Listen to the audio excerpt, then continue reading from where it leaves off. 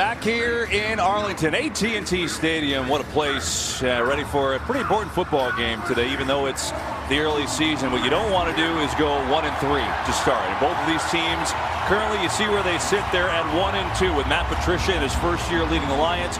Jason Garrett, his 8th full year with the Cowboys, 9th year in the head coaching position. Of course, took over on an interim basis midway through, and that is what is at stake here this afternoon with Matthew Stafford's crew coming off a really impressive win on Sunday night over the Patriots, Patricia's old club, and Ezekiel Elliott looking to get the ball about 75 times today, Charles. At a minimum? At minimum. Dallas won the toss, they deferred, and here we go. And so we will see Detroit on offense to lead things off. They've abandoned the Honolulu blue. They go with the gray to start it off here on the road. And Matthew Stafford, what he's done is throw the ball and throw it well. 7 straight years, 4,000 yards at least of passing yards. But again, Charles, as you hit on, they know he can do that. They want to do what they did on Sunday night. They want to establish dominance in the line of scrimmage and turn their running backs loose and give Matthew Stafford better lanes to throw the ball downfield. And before we get going, we have an immediate whistle.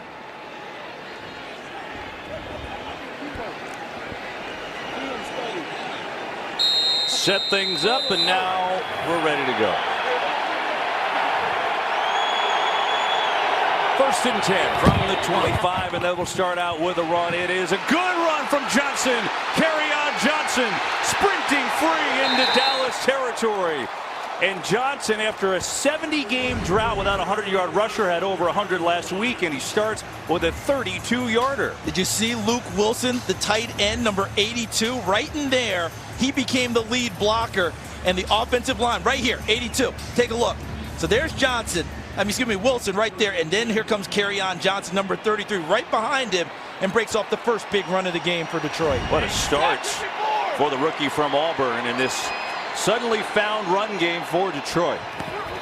On 1st down, they'll give it to Johnson again. A good strong move up the middle. And last week what we saw is, for the first time, the offensive line, they weren't healthy last year. They played their best game of the season last week. We talked with the general manager, Bob Quinn, before the game, and he reminded us gently that last season's offensive line didn't have 100 snaps together as a unit the entire season. In the game against New England, this starting 5, all 74 snaps together, so they're developing continuity.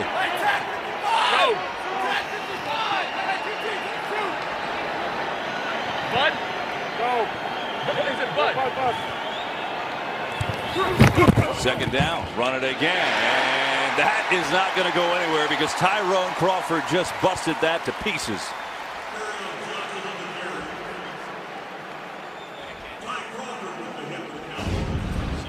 So Tyrone Crawford, watch what he does right in here. Okay, when you see Crawford, here he comes, 98. Boom. Makes an excellent play, playing off the offensive lineman, using his hands well and evading, and then getting into the backfield to put the first hit on Kerryon Johnson, and then got help from the rest of his guys. Lost a yard to bring him a 3rd down and 7. Theo Riddick comes in the game at running back. He's a fantastic receiver out of the backfield. That's number 25. Play clock winding down. It's at 1. Get it off. Pressure coming on a blitz. Stafford sees it incomplete. Anthony Brown came on the corner blitz, and it affected the throw to Luke Wilson. And it was a promising start to the drive, and it's going to end with a Sam Martin punt. I think you diagnosed that perfectly. Watch number 30 in white.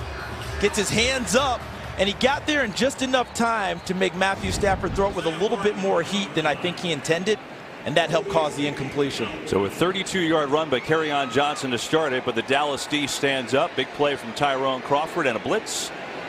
And now Martin to punt it away to Cole Beasley, and we get some movement. It is a 4th and 7, so even if Dallas jumped, it wouldn't be a first, but what it would do is maybe give him a thought of a field goal here, because that would put it on the 35, and you talk about a 53-yard field goal. Yeah. False start, center, 5-yard penalty, still 4th down. Well, forget about that. That was good reasoning, though. I liked it. Just terminal verbosity by me. Will I find that in the regular dictionary? Is that the Urban Dictionary? Which one do I find that one in? Just Google it, Just Charles. Google it. I don't know what to tell you on that one. So anyway, it is a punt. Martin will get it away. Beasley lets it go over his head, and that does not work out so well because the Lions, thanks to D. Virgin, are going to down it at the 1, and now they're talking. I think they want to see if, oh, look at this. It's a touchback. Virgin's foot must have touched the line. Let's see. It did right there, right there. Good call by this officiating crew. Right there, it's a touchback. Dallas's football. We come back. Welcome back to Arlington. We give the officials a lot of grief a lot of times because of different calls. How about Greg Yeti right here? Watch what he's doing, okay? The foot is going to go on the line. Look at Greg Yeti's vision. On the line, sees the play all the way through, and able to make the determination that his foot was on the line. Thus, it's a touchback. That's excellent hustle. Great call. I'm talking about a couple of centimeters. So instead of the Cowboys starting with the football at the 1, they begin at their own 20. First drive of the game for them. And Dak Prescott, last time he faced the Lions was a couple years ago, and he was awesome in that game. Looking to wake up this Cowboys passing attack.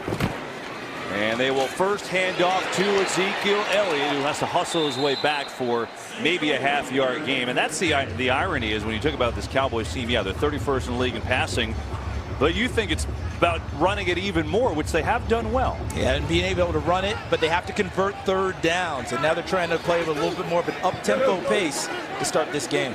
It's Allen Hurns in motion. And they will run it again. Good hole, and Elliott plows through. He's going to pick up 8 yards. It'll be a 3rd down and 1. So watch the patience of Ezekiel Elliott, the runner.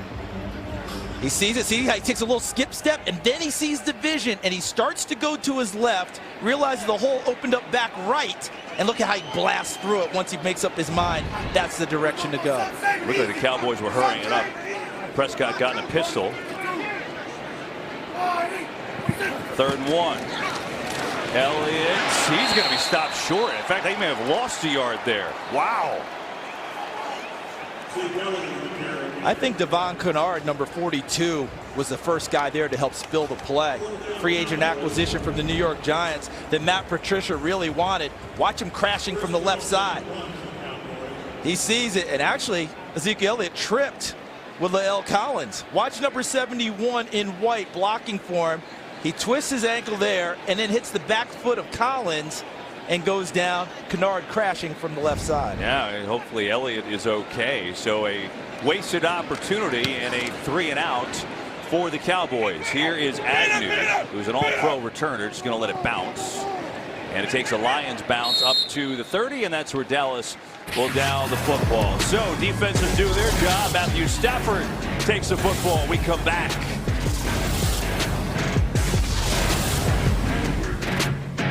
There are the inactives today. Each team playing without their best defensive player, really. I mean, Sean Lee is a marvel at linebacker for this team, but a hamstring injury last week against Seattle. He is out. Ziggy Ansah is out again for the Lions. Those are the 2 big ones here today. So without Lee, Jalen Smith, second-year player from Notre Dame, who has had a good start to this year, number 54. He'll be the guy calling the signals in an NFL game for the first time. So we'll keep an eye on that. Here is Stafford on first down, fires, and he's got a completion on the far side of the field. It was Marvin Jones who comes up with the catch. And Charles, we talked with Sean Lee before the game, good spirits, but we asked him about that responsibility now for Jalen Smith today. Yeah, so they started to make that transition, if you want to call it that, in preseason, in training camp, where Sean Lee would take veteran days off and Jalen Smith would have the helmet, you know, the microphone in there, and he would take all the calls. And so he's been working on it. This will be the first time in a regular season game that he has the responsibility. LeGarrette Blount checks in the game at running back for the first time. It's a 2nd down. Fake to Blount. Time for Stafford. Looking, going to dump it off to Toilolo, the tight end, and he gets upended across the 43, but that's good enough for Lions first down. First game break of the day. Let's check in with Carissa Thompson. Thanks, Kevin. Usually when we do a game break here, we're talking about the Bucs offense. In this case, it's the Bears. Mitchell Trubisky finds tight end Trey Burton for this 39-yard score. Opening drive of the game for them. They're off to a good start. Kevin, Charles, and Pam. Hey, Carissa, if they continue to do that, Mitchell Trubisky continues to develop, this Bears team could be very dangerous with the way their defense is playing. Attack 55! I think the Bears are pretty good. 2-1 coming into today. Trying to find out more about these two teams is Kerryon Johnson and the run game. And he's going to pick up one. We spoke with Jim Bob Cooter yesterday, and I asked him if he had a magic number for run pass selection. He said he didn't. I'd have to imagine, though, they've got to be committed to it more than they have in the last few years, right? They should be, because we talked about this at the top. When you invest in a first-round left tackle, a first-round left guard, a third-round center, and then 2 prize free agents, a Pro Bowler and TJ Lang at right guard and Rick Wagner from Baltimore at right tackle, yeah, you should invest more in the running game. And then they went and got Kerryon Johnson to top it all off. Second down. They're going to swing it to Riddick. Riddick can fly, and he gets a good burst. And out near a first down. It is a first down for the Lions. Well, this offensive line, look, Bob Quinn came over a couple years ago from the Patriots front office to take his first GM job. And the biggest thing he wanted to do is improve, the grinded out ability of this team. And this is what you're talking about, Charles. First round pick, third round pick. And then they spent money last year on TJ Lang and Rick Wagner. Just the issue last year is they all weren't healthy. Exactly. They couldn't stay on the field together. So far this year, that's working well. And the rookie Ragnow played his best game as a pro last week against New England. He did. Stafford has to toss it to LeGarrette Blount. Boy, that could have been a disaster, but somehow he got it to Blount, and he picks up a couple yards. Well, that high-priced offensive line didn't help Matthew Stafford there, because he ended up tripping over someone getting away from center. Let's see what happens here. Gets a snap clean. And I think he ends up getting tripped by one of his interior offensive linemen as they're trying to get into a defensive lineman and block. And fortunately, as you said, could have been a disaster. Good hands by Blount as the ball gets tossed to him.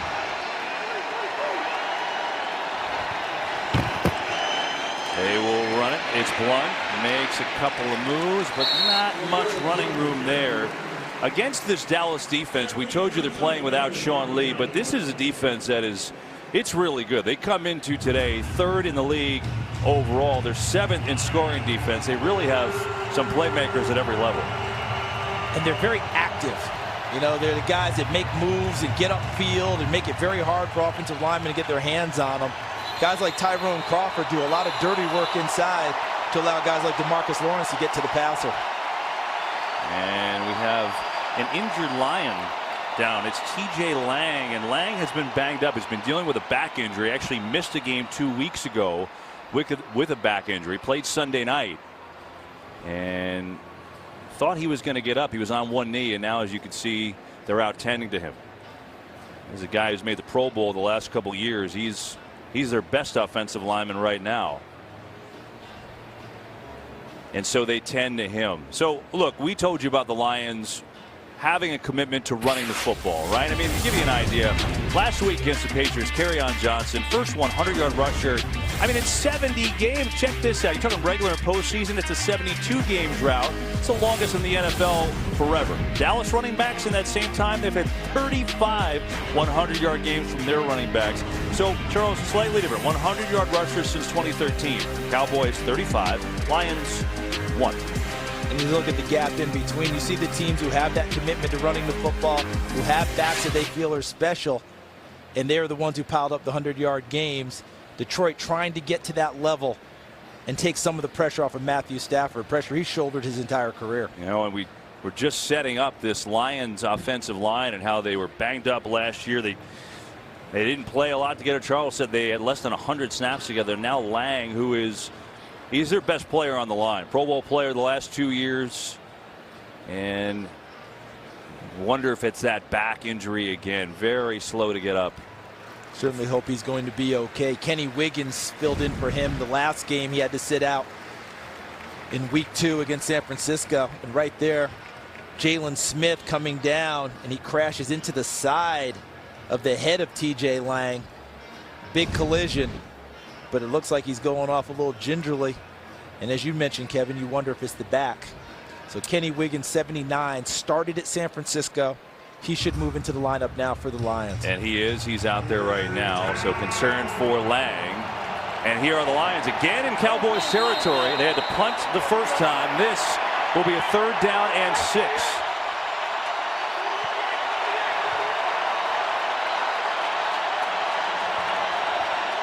Stafford. Pressure up the middle, sees it, throws, and it's incomplete. He was trying to hit Riddick, but he threw it too far in front. And another punt coming on 4th down. And it was a nice thought because Stafford had Riddick, one of the better pass-catching backs in the league, isolated on the safety, Xavier Woods, in open field. And he's trying to run away from him. Pass goes a little bit awry. Cowboys will take over. So the Lions have to feel kind of slighted here. They had 2 drives that they got into Cowboys territory, but had to punt on both as Beasley runs up, calls a fair catch, and will do so at the 10. So the Lions have moved the ball a little bit, but they haven't scored. It's been an issue for them in the early going. Still scoreless here from Arlington. Welcome back. The starting right guard, TJ Lang for the Lions, has gone back to the locker room, so we'll get a report on him in a little bit. Meanwhile, showed you Ezekiel Elliott on the last Cowboys possession, kind of twisted his ankle and went down. That's why they didn't convert that 3rd down. Obviously, he's okay. He's back out there, number 21 in the backfield right now. And again, all the talk about the Cowboys trying to get this passing game going. Dak Prescott under 200 yards, 9 of his last 11 games as Cole Beasley goes in motion. Of course, part of that is where is the blame to go around? Whose fault is it? Here is the play pass. That is going to help things as Swain has a big gain on play action, still on his feet. And the play action pass worked to perfection to the tight end, Jeff Swain, for a pickup of 31. So look at this, guys. Loaded box. 8 people in the box, so they decide not to run against it. They go play pass, and now you have Swain out in the flat. He shows blocking inside, gets out into the flat, and an easy throw for Dak Prescott for a nice gain.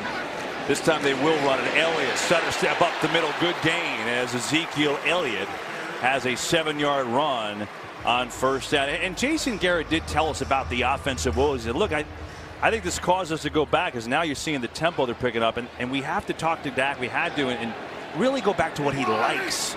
Maybe shorten things up playbook-wise a little bit.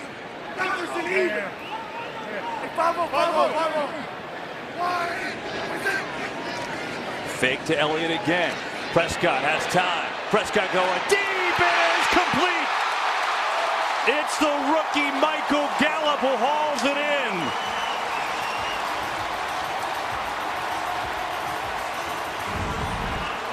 And this rookie needed this in a big way. His team needed it, of course, working against Nevin Lawson. But Michael Gallup had a tough possession in Seattle where he should have had a completion, bobbled it, and turned to an interception. He atoned on that play. 37 yards on the completion. And the Cowboys are getting to the line very quickly, and then Prescott's making the call. Interesting change for their offense here so far. They will run it. Elliott on the stretch, not much. Go back to Gallup, who only had 3 catches coming in, but made a great play here. And when he came out of college, one of the best parts of his game, his ability to play above the rim, to go over the top of defensive backs and make catches. Look at this one, Nevin Lawson. Excellent concentration, follows it all the way through, and cradles it to the ground. Hurry up again. Prescott incomplete. He was looking for Allen Hurns that time. And it'll bring up a 3rd down as Darius Slay was on the coverage. Think about this. Dak Prescott, Charles, had 1 ball that he threw that was, the ball was in the air longer than 20 yards. He had 1 completion. 1 all year. That was the bomb to Tavon Austin against the Giants. So that was a welcome sight. Here, though, trying to figure out a way to score a touchdown. As you see, they've had troubles in the red zone.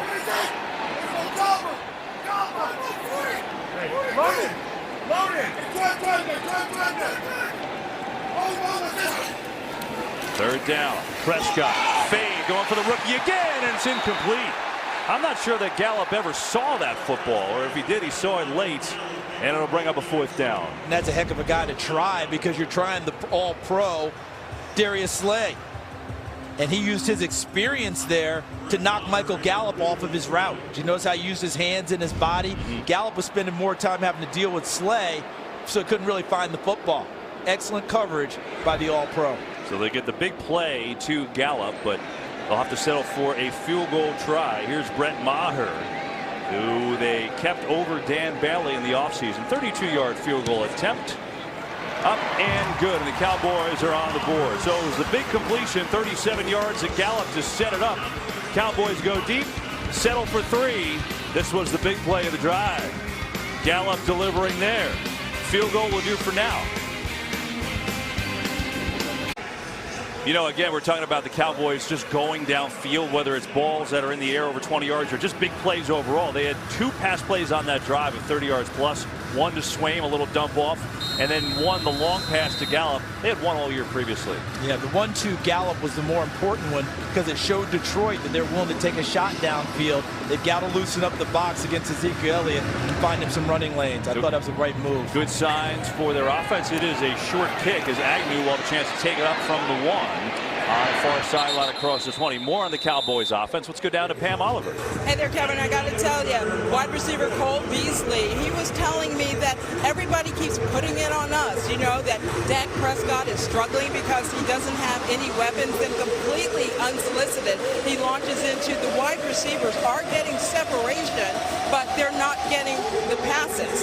Then he says, I get open all the time. We brought that up with Lion safety Glover Quinn, and he sort of chuckled. He said every wide receiver thinks he's open. The question is he really open when the quarterback is ready to throw the ball? I think it's a great point, Pam, and I think that's what's good to see if you're a Cowboys fan from that last one is I don't know that Gallup was open. He just took a chance, and it worked, and that's a welcome sight. Here's Stafford, pressure on the play pass, and Golden Tate is absolutely swallowed up by Jeff Heath. He diagnosed that one from the beginning. Jeff Heath coming back from an ankle injury in Seattle where he went out of the game for a little while but came back and finished it. He's one of your tough guys.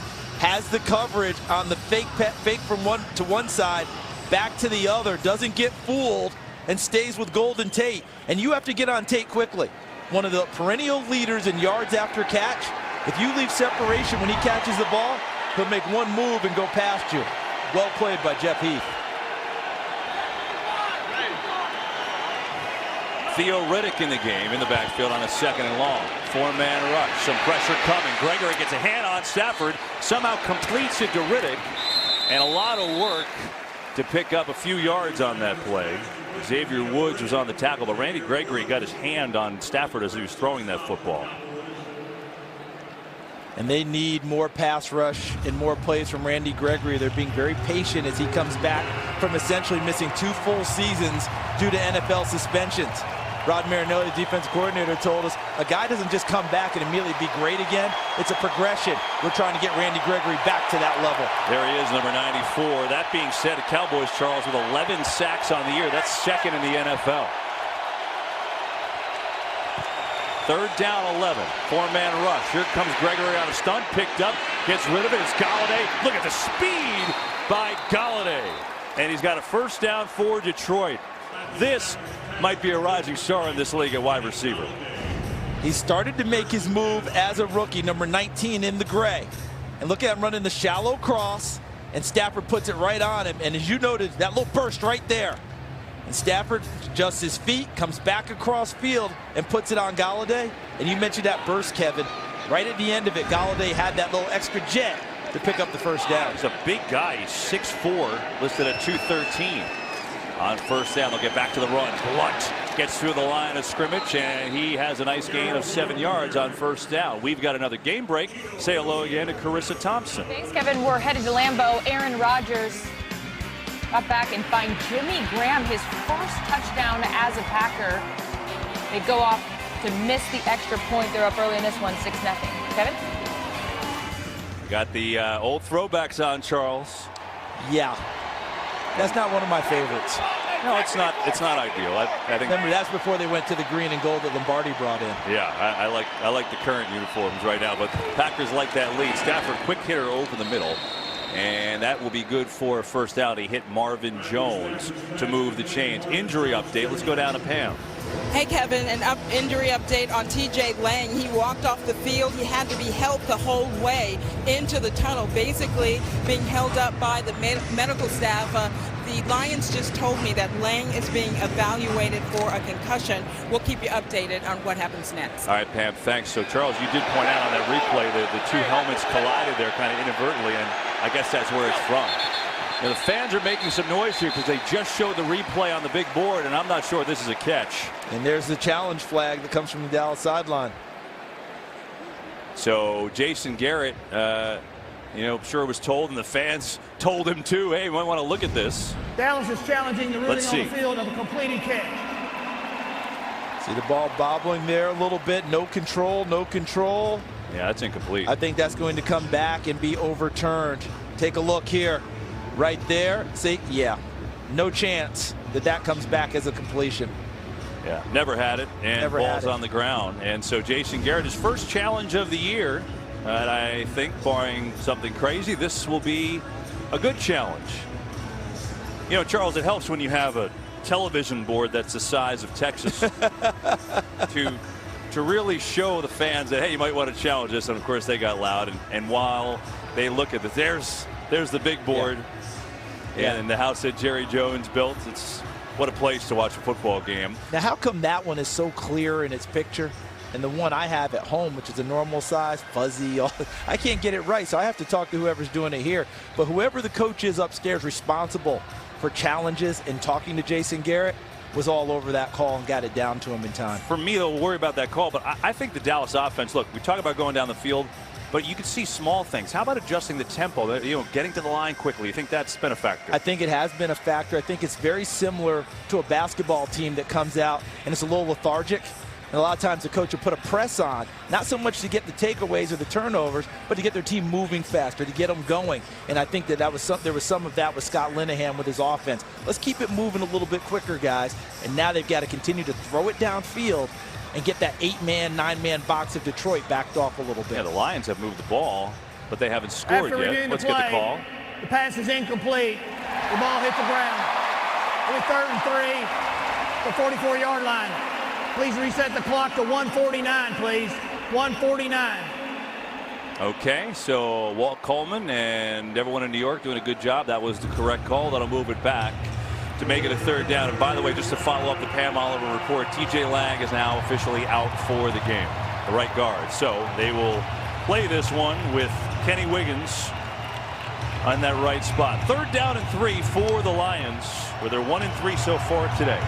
And where is Theo Riddick for the Lions? He and Golden Tate. Riddick 25, Tate 15.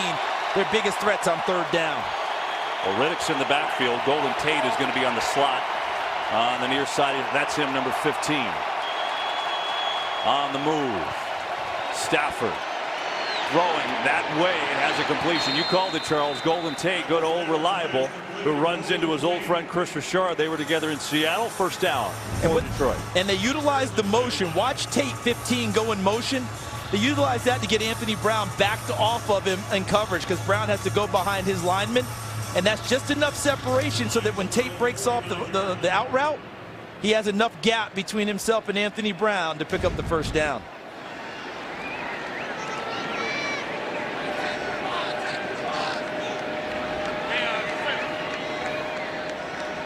Kerryon Johnson back in the game, a running back. Stafford looking to throw his way. Instead, it was up in the air. He was trying to hit it to Marvin Jones with Awuzie on the coverage. And it's just an incomplete pass. Chidobe Awuzie does an excellent job of staying patient with the movement from Marvin Jones. He took away the inside first, and then when Jones gave him the outside move, and as he adjusted, he came back to make the play. But the big part was that ball came with such velocity, Marvin Jones couldn't get his hands up in time, and he ended up taking that one off the face mask. Matthew Stafford still has the big gun. Yes, he does. It'll be a 2nd down as Riddick back in the game. They rotate all 3 of these running backs. Riddick, again, the best pass catcher, but he's going to run it here. And a good burst, and he breaks the tackle, and he's into Cowboys territory down to the 45. Will be a 3rd down and 3. You know, these Lions, told you they rotate 3 running backs. Well, they've got 3 really good receivers. We showed you Golden Tate. Kenny Golladay had the big play before. And then Marvin Jones is kind of their home run hitter, their big play guy. But look at this, only team to have 3 players with 50-plus receiving yards in every game so far this year. Remember, it wasn't that long ago we were wondering what would Matthew Stafford do without Calvin Johnson to throw the ball to. Now he's got guys he can spread it around, and they are all capable of making big plays. 3rd down and 3. Stafford throws far sideline. It's Tate. Makes a move. 1st down and more. Golden Tate on his way. Touchdown. But hang on. There's a flag way back at the 46-yard line of Detroit. So let's see what the call is. This might be a defensive call. Illegal use of hands to the face, number 94 defense. That penalty is declined. Touchdown. And so it is a 45-yard touchdown to Golden Tate, his 2nd of the year. Look at him working in the slot against Jordan Lewis, and Lewis slips on the break. And once Tate possesses the ball, what did we talk about a couple series ago? When he catches the football, he's one of the best in the league at yards after catch. And look how he lined up Jeff Heath and then ran away from him and skips his way into the end zone for the first touchdown for the Lions. How's Matt Patricia doing? A whole lot better now. Oh, yeah, he loves that. And so the Lions converting a 3rd down.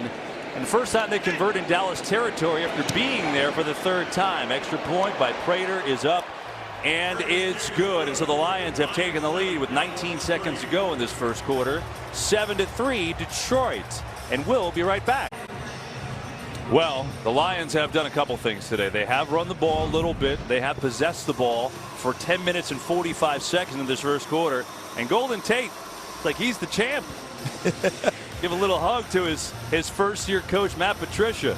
And he told Pam Oliver this week, Golden Tate did, that he spent time with Matt Patricia in the film room. Just he and Matt Patricia alone. And Matt Patricia, with those defensive eyes, gave him tips on how to improve his play, what defenders try and do against him, how they try and take things away. Looks like he's absorbing those lessons pretty well, doesn't it? It does. I think that was important, Charles, for Detroit. They've been in Dallas territory 3 times. If they came away empty there, that would have hurt. But they convert on the 3rd down for the 45-yard score. Charles, the MLB postseason is here. What a wild last day of the regular season this is going to be. We don't even know who's where. So forget the stats, the streaks, all-stars, and RBIs. The only thing that matters, it's October. The NLDS begins Thursday, only on FS1. Forward to that. You think as soon as it turns October, Reggie Jackson gets even more pep in his step somewhere? Oh, I think so. That is his social media handle, of course. Has to be. So here is Dallas. How will Dak and company answer? Looked to pull the trigger, but got pressure. Thinking about running. Going to run. Then gets decked near the end of that run. Jarrett Davis, the speedy middle linebacker, came over and made the hits after Prescott picked up a couple. Let's take a look. The hit is inbounds, folks. The hit is inbounds. It's one of those things that when it happens with a quarterback, there's going to be an extra reaction. And truthfully, he pulled off a little bit on the hit, Jarrett Davis did. That will be the end of quarter number 1 from Arlington. The Cowboys struck first, but it's the Lions who's got the only touchdown. 7-3 Detroit. In a lot of ways, this is very similar to what the Lions did against the Patriots on Sunday night. They have been on the field a lot. They have, but here's the problem. Dallas 0 for 2 on 3rd down. The Lions 3 of 5. It's been an issue for the Cowboys this entire season. And so we start this second quarter. 7-3 Lions, along with Pam Oliver and Charles Davis. I'm Kevin Burkhardt, and this is Ezekiel Elliott with a nice stiff arm and a run out across the 30 and a good start. So Dak Prescott, with everything that's gone on, with all the talk about him, you know, don't think he's not affected by this. No, you have to be. And he told us that mentally I'm better than I've ever been, physically I'm better than I've ever been, but I'm not getting the results I'm used to getting. He said, I've gotten results on every level I've ever played. This is frustrating. Charles, Tavon Wilson, who's one of the reserve safeties who plays for this Lions team, is down after that last play. And so they take a look at Wilson. But, you know, you talk about Prescott, and, you know, he's frustrated. He knows he can be better. They're cognizant. We told you that Garrett and Dak were talking about plays that he likes. Scott Linehan obviously in the conversation. I think it's a combination of everything. I think the other thing which needs to be said is their offensive line, which set the gold standard, for as good as you can play at that position 2 years ago, they're not quite the same. So there's been pressure. Things like that have affected Prescott too. So Zach Martin, as we see right there, the all-pro offensive guard. So take a look at Zach here.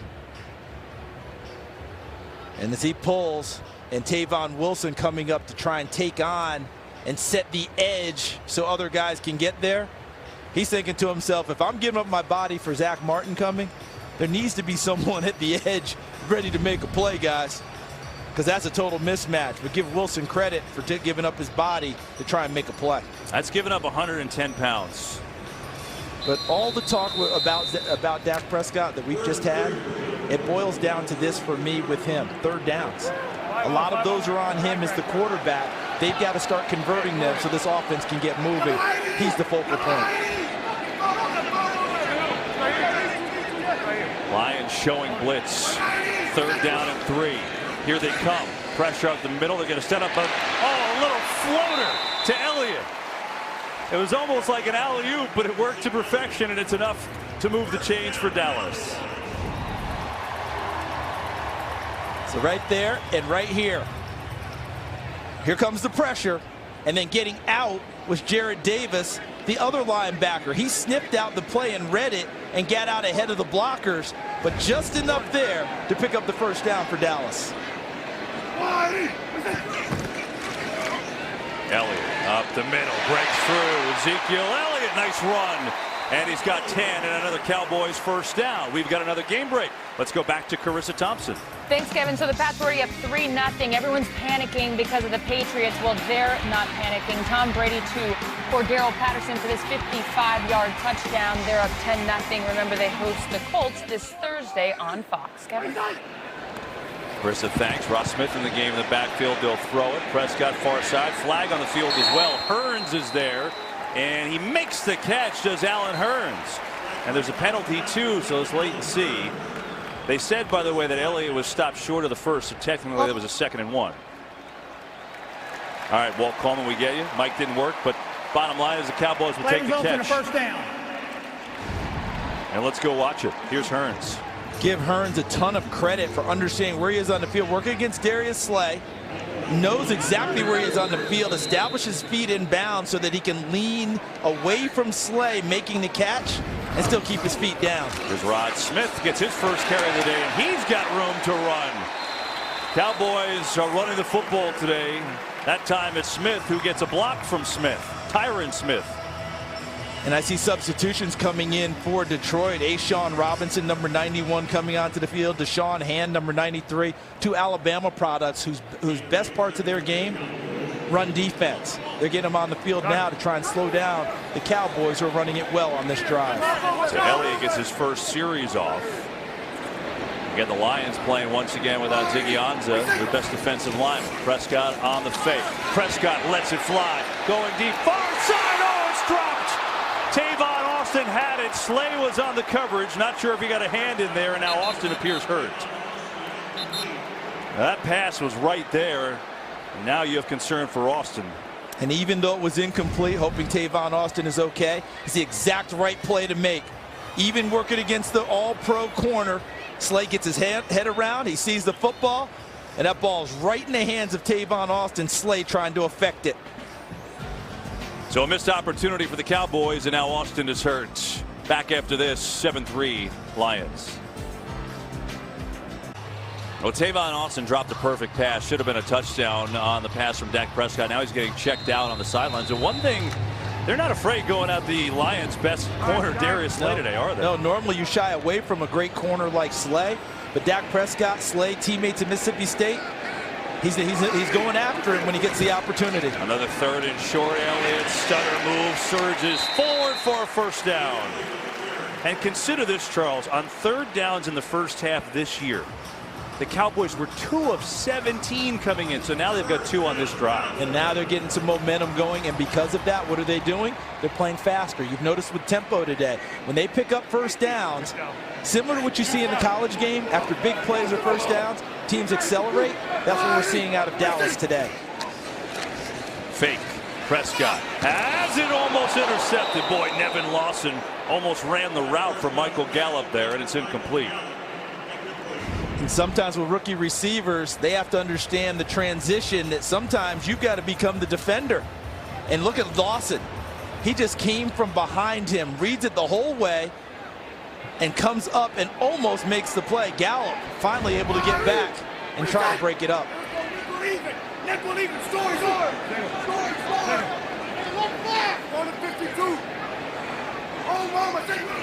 On second down, Elliott, big hole, runs over a Lion, and Ezekiel Elliott is down to the 25. I think Glover Quinn is the guy who came up to tackle him, and he absorbed the punishment, but Elliott has a pickup of 8. And we've got some backs who are going to be physical today. And at the end of runs, can you finish it? And Glover Quinn's one of the better tackling safeties in the game. And Ezekiel Elliott drops the shoulder and finishes the run going through Glover Quinn. Another 3rd and short. Cowboys have converted 2 on this drive.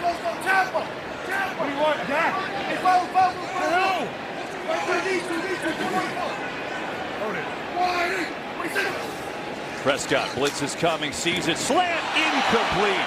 They went at Slay again, trying to get it to Hurns, and I think that time Darius made a heck of a play.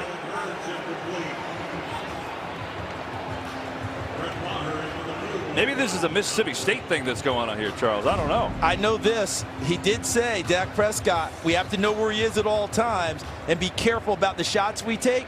And I think Darius Slade told Pam Oliver before the ball game, I don't think I know it, he said, yeah, Dak and I, we know each other pretty well. He gave him the old, I know that he knows that I know I'm going to be out there all day.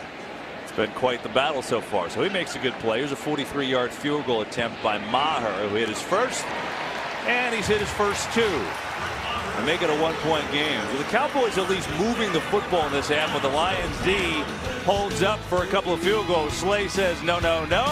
Got a good one from Big D, 7-6 Detroit. Well, Darius Slay is a little bit ahead of Dak Prescott. Slay's been in the league now for his 6th year, but they were together at Mississippi State, and you know, there's a little thing going on. As Charles said, they have attacked him today. Slay's made a couple plays. To Dak's credit, he had a perfect touchdown pass that Austin dropped. And even more than that, attacking Slay, you have to be judicious about doing it. But for Dallas, they want to take those shots downfield to show Detroit that they will push it downfield and back them off the line of scrimmage so they can hand it off to Ezekiel Elliott underneath. But the drive stalls. They settle for another field goal, and now it'll be the Lions football with a 7-6 lead on the strength of Golden Tate's long touchdown catch from 45 yards. The Lions have a new head coach this year, in case you haven't noticed. It's Matt Patricia. Who is he? RPI. He was look at engineering. Now, this guy is smart. You want to talk about he could have done anything he could. Look at his pictures. No beard, clean shaven. No pencil. No pencil, none of that. So finally he gets into coaching, right? Amherst, the defensive line coach, then he gets to Syracuse. And his current defensive coordinator is Paul Pasqualoni. That wasn't him. We'll show you him. Paul Pasqualoni is the guy that got him into coaching. Here's LeGarrette Blount. And you know, it's really interesting. So Patricia gets his first head coaching job. Pasqualoni is the guy that got him into coaching, and Patricia told us he didn't know me. A lot of guys get into coaching, they have some sort of connection. He said he knew, he was just kind enough to give me my start. He didn't forget it. That's why he hired Pasqualoni as his defensive coordinator. Yeah, that and Pasqualoni's proven track record of understanding how to slow people down. In fact, when he picked up the phone and he said, hey, Coach P, I need your help. And that's how he got him to come on staff. Second down. Stafford's going to run it. It's Blount. Cuts back. Flag flies from behind the line of scrimmage. That one may be coming on back. But the interesting thing about this is, you know, you would think that Patricia is... Personal foul, grasping the face mask, number 71, offense. At the distance of the goal. Still second down. It's on Rick Wagner, the right tackle. Charles, you would think that Patricia, because he was a defensive wizard, the guy, you know, calling things for New England, and he would call the defense here. He doesn't. No, he made a decision that he wanted to be a head coach and turn it over to his coordinators and be able to touch the players more, let them get to know him. He gets to know the offensive side, and he spends it right now. He spent a lot of time on the defensive side, but he spends a ton of time with Matthew Stafford and the offensive coaches telling him what you can do and how a defense can attack you to get ready. Hey, he may not be calling it, but he's sure going to take a look at some pictures and talk to the defense like he is right now. On second down, here's Stafford. Has time. Floats one for Marvin Jones, and he makes a great catch over the shoulder. A little Willie Mays. What a beauty from Stafford to Marvin Jones, and a gain of 34. It didn't hurt that Awuzie wears 24. Okay, and he's wearing 24, Willie Mays' number. And look at the concentration and the focus of Marvin Jones. See the eyes? They just track the ball. The head never moves violently. It stays right with it. And that way he's able to catch the football and bring it down. It's a beautiful throw and catch, and really not bad coverage. He's coming off a career best year at over 1,100 yards receiving, and he led the league with 16 catches of plays over 20 yards. So he's a big play guy. Here's Blunt. We know what he is. He's a grinder. And LeGarrette Blunt has a 3-yard gain.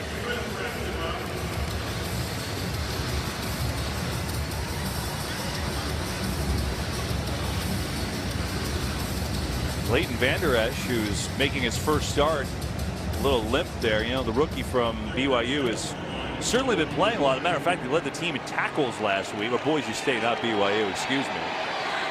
Get those B's confused sometimes, Charles. Happens. We'll keep an eye on him.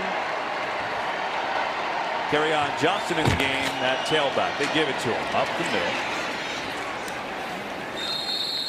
It's going to bring up about a 3rd down and 4. So, you know, just as we're talking about Patricia, you know, not doing anything with the defense, he literally hasn't seen a play on offense this entire series. you know when things get a little tight, you know what happens? You fall back on your strength, don't you? Yeah. Yeah, I'm going to be a head coach. I'm going to watch all this. Hold a second. I see something on defense. I want to fix it, and I want to fix it now. You go back to who you are. 3rd down and 4.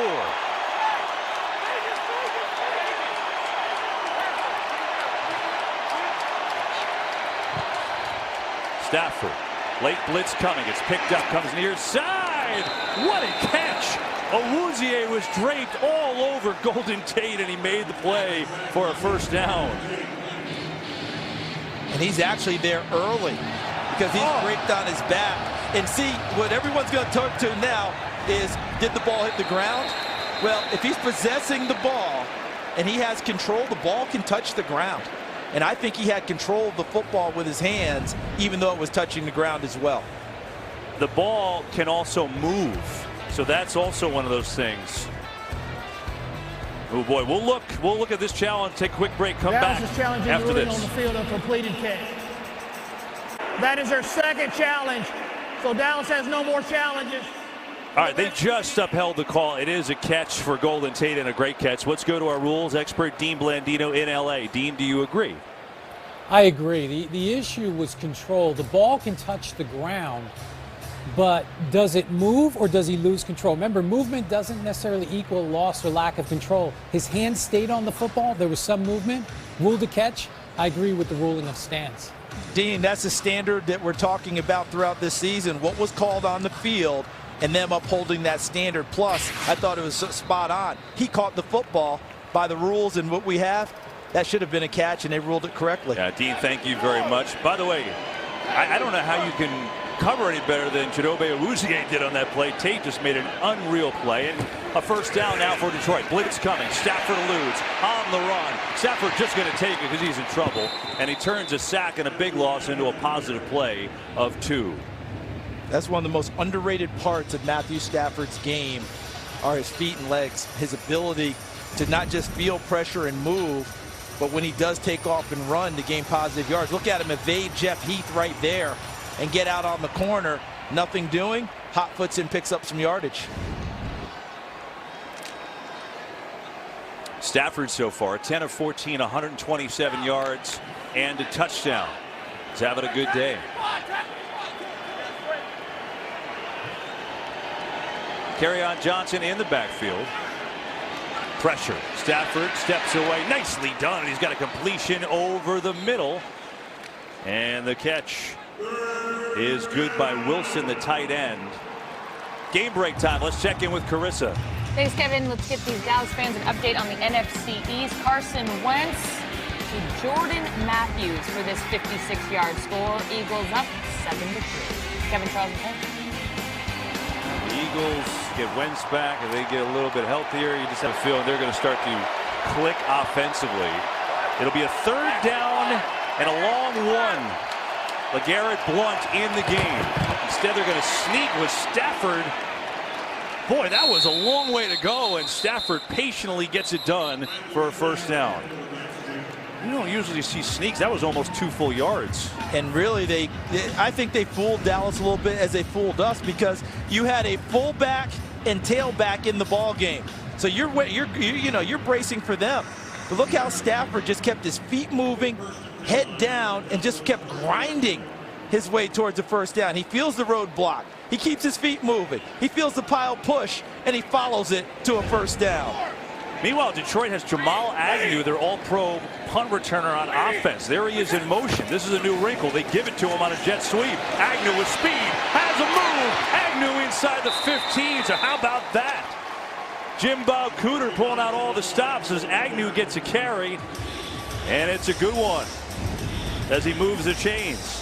And here comes Agnew. He's going to come here in the motion, and he gets it. And look at the block right there by Luke Wilson, number 82, and a good block downfield by number 19, Kenny Galladay. Right here, Luke Wilson helps clear the path initially, and then Galladay, the wide receiver, right there to the left of your screen, helps him get more yardage. That was a nice play and a unique look for Detroit. Kerryon Johnson back in the game. They go I formation on a 1st down and movement. Taylor Decker, the left tackle. False start, number 68. Offense, 5-yard penalty. Still 1st down.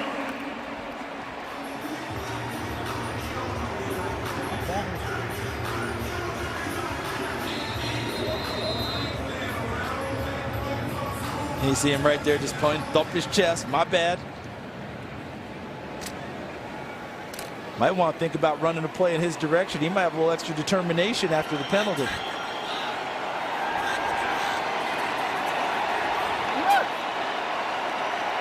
Lions have been the worst team in the league in the red zone this year. Trying to change that, and Johnson has a short game. And you wouldn't think that would be the case, Charles, with 3 really good wide receivers, a running back who catches the ball great out of the backfield. They are on the year 30%. That's not a good percentage, obviously. Jim Bob Cooter trying to call the right play. I think as time goes on and they evolve and continue to move as an offense, keep an eye on number 19, Kenny Galladay, to help them ease some of their red zone woes. Big, tall receiver at 6'4". He could be much more of that target in this area. 3:50 to go in this 1st half. Lions by 1. 2nd down and 13. Here's Stafford. He's going to get it to Johnson in the flat, and Johnson really has nowhere to go. Awuzie came up from the corner spot. Leighton Vander Esch diagnosed it as well. And a 3rd down and long is coming up.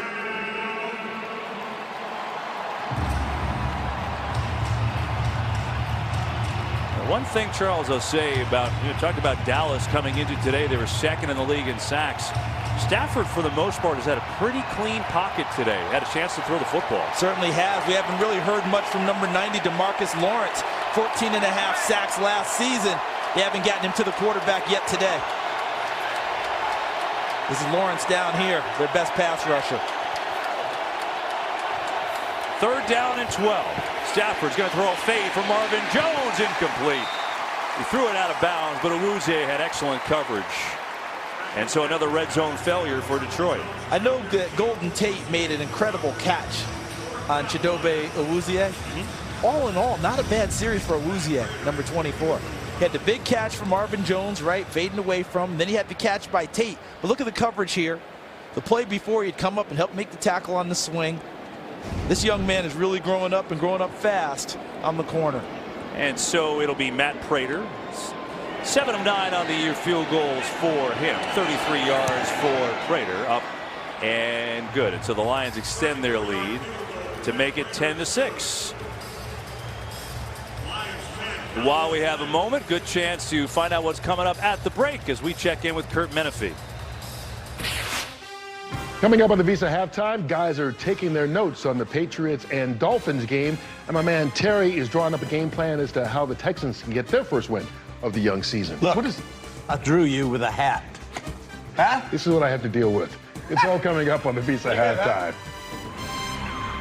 That is fantastic artwork. He's a little bit above stick figures. Gotta give it to him. And Awuzie came up with just a little bit gimpy, didn't you think, Kevin, after that last bit of coverage in the end zone? Yeah, he did. But I tell you, and look, Sean Lee, you mentioned earlier in the game, Kevin, we had a chance to talk to him in pregame. Look at who he's talking to. Leighton Vander Esch, number 55, rookie. Jalen Smith, second full year playing with Dallas. And he told us both before the game, it's been a joy to work with those guys. They want to get better. They want to improve. They're great listeners. And they take what he's trying to teach them and apply it on the football field. He couldn't say enough good things about those two youngsters.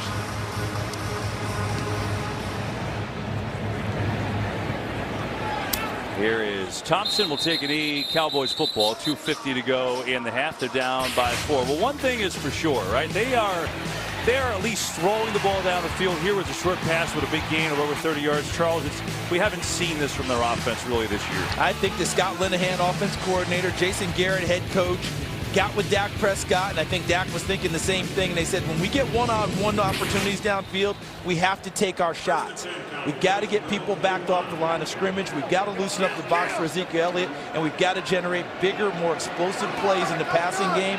Take your shots, Dak, and he's done that in this game. Here is Elliott, gonna run. Good hole. Elliott with a speed. Ezekiel Elliott out of bounds up near the 44-yard line. So Elliott's gonna pick up 19 on the run. That's a good start to this drive for Dallas. So watch these guys up front because they do nice work. Look at Zach Martin, 70 right there. Look at 71, La'el Collins. And look downfield, 87, Jeff Swain. Really well done blocking at the point of attack and gave Zeke Elliott access to the secondary. Prescott looking to throw. And it's a first catch of the day from Cole Beasley, who makes a spin and picks up a first down for Dallas. He's got 12. So Beasley on the board. Normally that's Prescott's favorite wide receiver, and they get him involved. Well, he's been nursing an ankle injury, so he may not be 100%, but watch Beasley. Working inside, ends up running away from Agnew, number 39, and then the nice spin move back inside to pick up yardage for the first down. That play takes us down to the 2-minute warning. Elliott wants to be fed a little bit more. Cowboys down 4. They're on the move. Aerial coverage today brought to you by State Farm. Good to have you aboard from Arlington, Texas, AT&T Stadium, along with Pam Oliver, Charles Davis, our entire NFL on Fox crew. I'm Kevin Burkhardt. Good first half. Lions 10, Cowboys 6. Dallas on the move. 2 minutes to go in the half. They've got 2 timeouts, so plenty of time.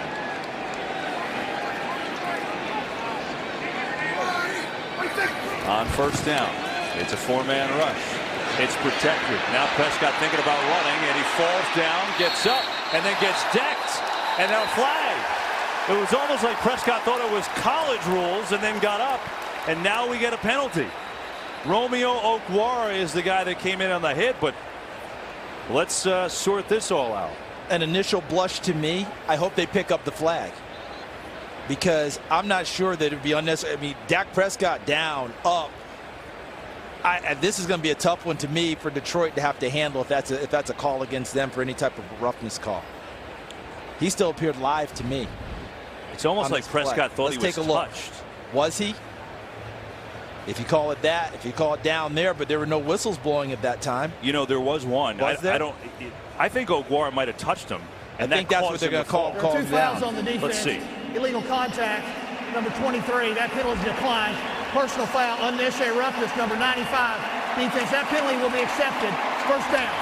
The one thing I want everyone to keep in mind is that what we just saw there, and we picked up the fact he was touched, was on slow motion. Right. When that play is going live at full speed, that's hard to tell that he's down there.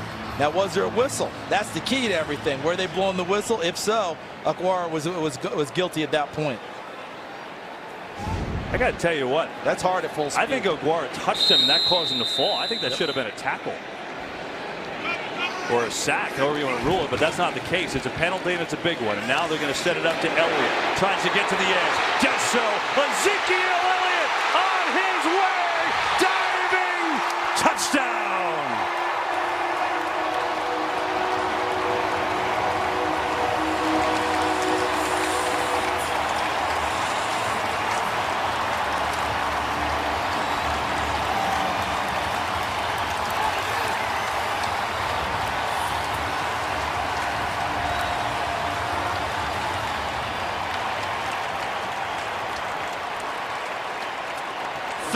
Yards to Elliott on the convoy into the end zone. And what a difference a week makes for Zeke in the offense. Very similar play last week in Seattle where he goes for a big gainer and he gets brought back because he had stepped out of bounds, lost sight of where he was on the field.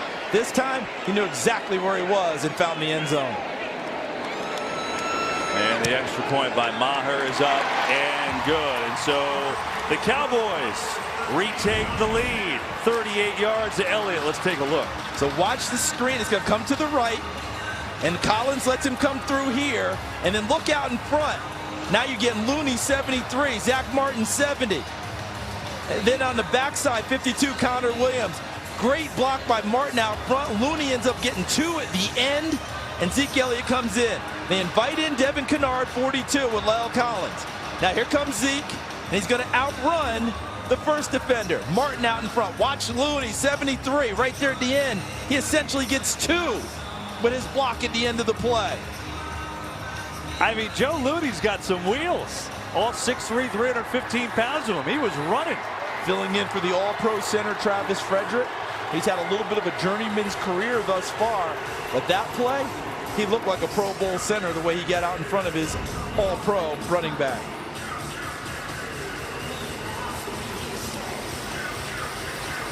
You know, Kevin, Zeke Elliott has talked about being more involved in the passing game. And he said what he has to do is make the first guy miss an open field in order to open things up. That screen allowed him to do that, and then he made other people miss downfield as well. Well, the Cowboys offense is looking a lot better than it has recently. They've made some big plays. A couple plays before that interesting series of events too, right? They get the 15-yard penalty on Oguara. Now there were 2 penalties on the play, so this would have been a 5-yard penalty on Detroit. But this was, I think he was down there again. Right. So the 15-yarder wouldn't have been in play, but the other penalty would have been in play. The problem is, not sure if a whistle was ever blown. See, that was my initial thought. I didn't hear the whistle, so when he got back up, was he fair game at that point? That's a tough one for Detroit. I'm sure they're going to have a discussion about that one later. Nonetheless, it's Elliott with the touchdown. The Cowboys up, and plenty of time for Matthew Stafford with 1:39 to go in the half. All 3 timeouts. They're going to throw it over the middle to Riddick, who gets up to the 30-yard line. Gain of 5.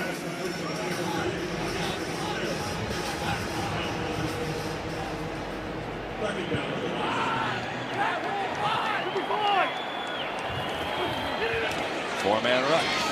Stafford has time, gunning it. Oh, Galladay, great hands. I mean, if you're a Awuzie, you got to be wondering what you have to do today, because again, he had pretty good coverage. But Kenny Galladay made a terrific catch. We talked about how the Cowboys have been judicious about taking on Darius Slay for Detroit. They're all-pro corner, correct? Mm-hmm. What have we seen today? You've mentioned Awuzie getting a lot of action. Well, why is he getting all the action? Byron Jones on the other side is having a terrific season for Dallas, number 31. And they've shied away from him and have attacked the second-year player out of Colorado, Awuzie. Jones, who was the safety for the last couple of years, they moved him back and forth, now a full-time corner and playing great. Pressure on Stafford, and down he goes. They got him with a game, and there is the first sack. It's DeMarcus Lawrence. We mentioned Tank. He starts here, but watch the game that gets played. And he comes back and then battles through, because he ends up going from Rick Wagner, the right tackle, to where Wiggins, 79, becomes responsible. And he ate Wiggins alive with the second move. 2nd and 19. Here comes the house, but they dump it off. It's going to be Riddick. And Riddick doesn't go very far. There is the rookie. It's Van Der Esch. The crowd loves it. Van Der Esch is a big linebacker. 6'4", 255. It's kind of an old school size. And That's his mentor, pretty good one too, and Sean Lee. Hurry up, or the Lions to the line with 20 seconds to go, not taking any timeouts. Stafford being pressured. Here comes Crawford. Stafford going to let it fly. There's nobody home. Galladay was the only receiver within 20 yards. And now a 4th and 17 with 12 seconds to go in the half. And so the Cowboys will, well, they'll at least have a return or at least a play. It's interesting. It's almost like they kind of rushed instead of taking a timeout or two to really set things up. Yeah, I think that they felt like they had something going there, and then they kind of got out of sync. And now being able to punt the ball away. Let's see what they're doing. They're getting Cole Beasley back. They like his hands on the return. Remember, Tavon Austin got hurt earlier in the game. See, otherwise, I think Austin would be back there to try and break one. Here's Martin's punt. Good high kick. Fair catch by Beasley up around the 18-yard line with 4 seconds to go in the half. Coming up on the Visa Halftime Show, Kurt, Terry, Howie, Michael, and Tony. Packers looking to regroup after losing in Washington, taking on the Bills. Patriots against the unbeaten Dolphins. How's that one going? Texans in action against the Colts. And wait till you see what the Bears are doing in Tampa Bay. Oh, my. Fitzmagic may have. I think the Magic had show his last is, spell. yeah, I agree with you. Chicago's playing well. Good football game here in our first half. 13-10. Cowboys go into the break with the lead. And with that, we bring you our play of the first half, brought to you by Swiffer. We had a couple big ones here today, but for this we chose this to Golden Tate. Made the catch, made a spin, and a couple of shake and bakes. Next thing you know, it's a 45-yard touchdown for Tate. His second of the year, and that gave Detroit the lead. But the Cowboys came back thanks to the 38-yard touchdown pass to Ezekiel Elliott, and it's Dallas with a 13-10 lead at the break. Kurt and the guys at the halftime show after this. Fire, flares are going up, flares are going up. Oh, won't wave my white flag, no. This time I won't let go. I'd rather die than give up the fight, give up the fight, give up the fight, give up the fight. Oh,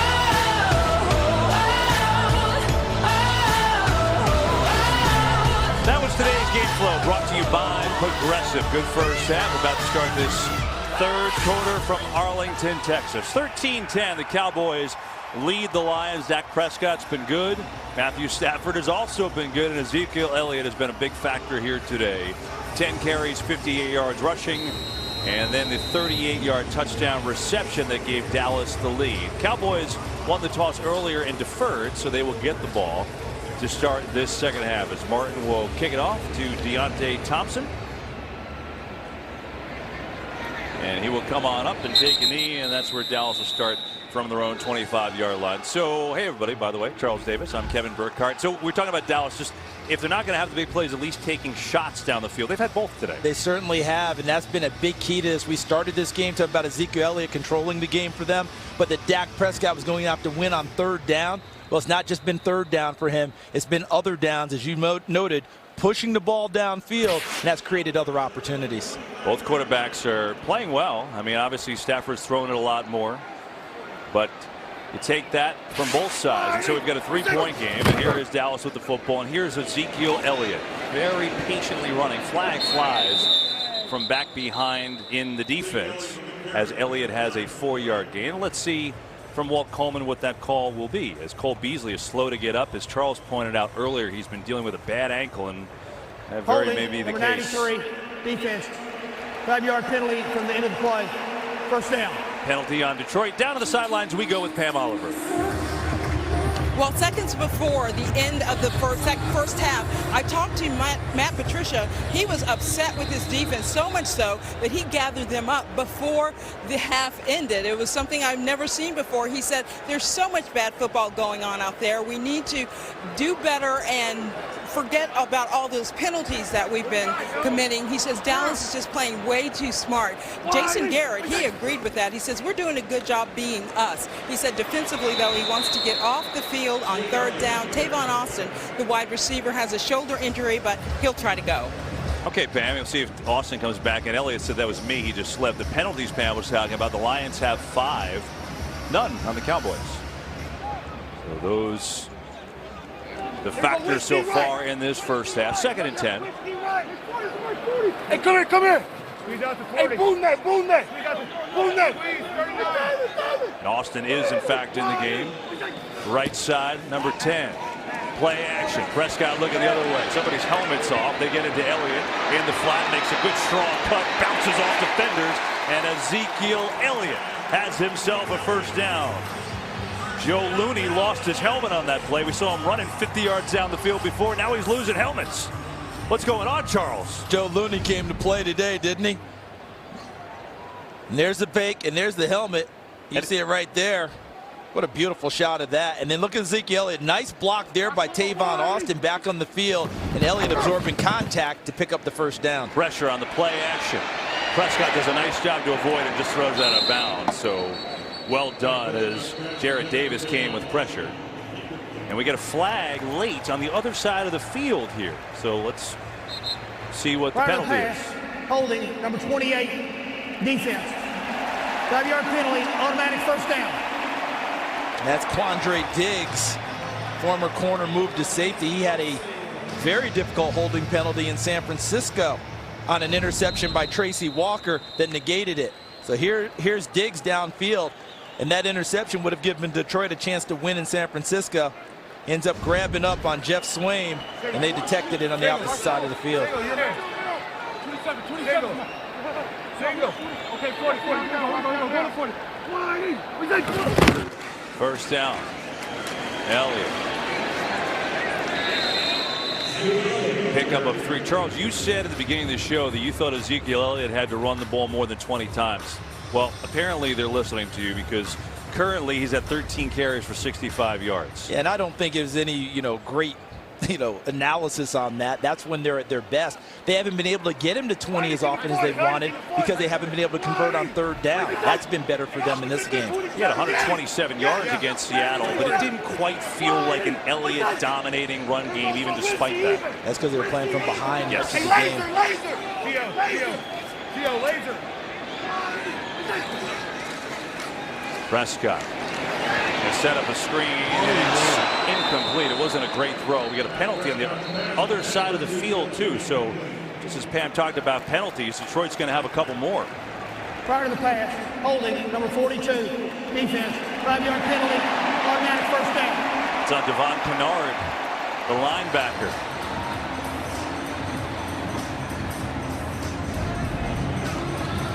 So here's Kennard right there, 42. And see him grab Blake Jarwin, number 89, as he tried to get out into his route. Typically you grab when you're a little bit surprised. I think he thought Jarwin was going to block him, and when he felt him escaping, he grabbed the hold of him because he didn't want him to get downfield and get open. Probably just because he doesn't have a catch. Meanwhile, there's 3 holding penalties in Detroit on this drive. Here's Austin getting around the edge, and Austin seems to be just fine from that injury as he uses his speed to get inside the 35-yard line. And Beasley, we saw him limping off. Again, he's been dealing with an ankle injury. He was questionable for today, and he comes back on. Let's see if he, as our Pam Oliver told us in the first half, as he told her, he feels like he and the receivers have been getting open a lot more than they're getting credit for. And Cole Beasley told Pam that I've been getting wide open. Let's see if he can find his way open into the secondary here. 2nd and 3. They give it to Rod Smith. Smith, good hold, and makes the cut inside the 30. Rod Smith down to the 26. Go ahead, Kevin. No, go ahead, Charles. This play for Cowboys fans and anyone who's watched the NFC East, doesn't this feel like you're getting watch here and here pulling? If you're an old school fan of the NFC East, that's Washington with that counter trade that he used to run so well. And there's Rod Smith picking up a big first down. Rod Smith or Ezekiel Elliott, they're both in the backfield for Ohio State, so they're keeping with the theme, and the run game is really working. Austin in motion. And they're going to swing at him as Austin goes back the other way. Looks for a little seam. He gets smoked. And we get a penalty flag, too, as Jarrett Davis on the hit. I think they're going to get Ezekiel Elliott in the open field for a block. Illegal block in the back. Number 21, offense. 10-yard penalty. Still first down. Ezekiel Elliott has always been very good about playing without the ball in his hands, meaning he blocks, he carries out fakes, he does a lot of other things without just being a runner. And he gets a little bit of a shove right there in Christian Jones 52, and is right out there in the open, right in front of the official, as well as ones you're saying, what was that? But when those arms get extended and the officials see it, it's hard for them not to pull the flag. And again, we're watching it in slow motion, real time. It looks like even more of a shove than it was. So 1st and 20 now after the 10-yard penalty. Prescott. Blitz is coming, but it's picked up, but he throws in and out of the hands of Cole Beasley as Quandre Diggs had good coverage. So it's not just an offensive line, it's all the extra help you get. And Dak Prescott saw the rusher coming at him, number 92 Sylvester Williams, and became his own pressure release. Just stepped to the side a little bit to clear the sight line and fired for a shot at Cole Beasley. Beasley said, wish I'd caught that one. Elliott. Not much running room there. Jalen Reeves-Maybin was there first. Had some help from Ricky Jean-Francois too. And so for the Cowboys, currently they're in field goal range. Brett Maher has a big leg. His season long is 50. This one would be about, what, 53 for Maher right now. Dime package in for the Detroit Lions. 6 defensive backs on the field.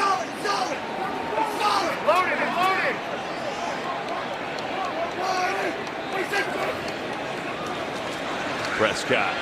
Pocket collapses, in trouble, spins out of field goal range, and down he goes. Devon Kennard picks up his team-leading 4th sack of the year. And this one, he's got to thank his coverage downfield, does Devon Kennard, because they absolutely ate up the Cowboy receivers. Beasley can't get open at all. Here's Deontay Thompson against Nevin Lawson. Now, I don't know about the grab and the hold, but the officials decided they were playing and going against each other. Let it go. And that's a bad play by Dak Prescott to take that much of a sack and put them out of field goal range when they had a try in their pocket. I think he was thinking that spin and escape, but instead he ran into a sack. It's a loss of 14, and now a punt is coming your way. From Chris Jones, who is fantastic at pinning teams inside the 20, and he does it here again. Chris Jones has the highest percentage of punts in history down inside the 20. He does his job, but so did the Lions with the sack. Their football coming back. 69-year-old Rod Marinelli, who's an absolute gem, the defensive coordinator for this Cowboys team. Chris Richard, who will be a head coach in this league someday, the passing game coordinator, came over from Seattle. He's actually calling the defense, which is rare for a defensive coordinator not to call the plays, Charles. And it kind of happened organically. It certainly did. Richard came over to call red zone defenses, 3rd down defenses. In the middle of their opening game, Rod Marinelli said, take all of it. You're the right guy to make the play calls. In the middle of the game, just said, hey, it's yours. You talk about a battlefield promotion. Yeah. All right, just call the whole defense. And when we talked with Rod Marinelli about it, he said it was just the right thing to do for our team. Chris Richard has that capability. Rod Marinelli says they connected right from the word go. And he loves working with him. And Chris Richard said, Rod Marinelli, that's just one of the best men he's met. Yeah, it's a great relationship. I mean, they hit it off right away. And Marinelli is one of the great teachers this game has ever had.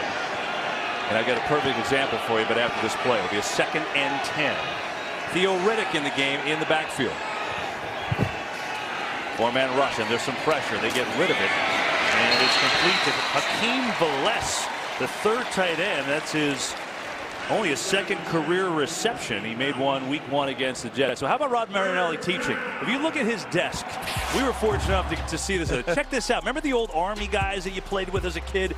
He has that, but only the football guys on his desk. And I asked him, what is that all about? He teaches guys formations and asks them to set up the defense. He said, hey, some guys in meetings don't get it, so you do it. I'm a hands-on teacher.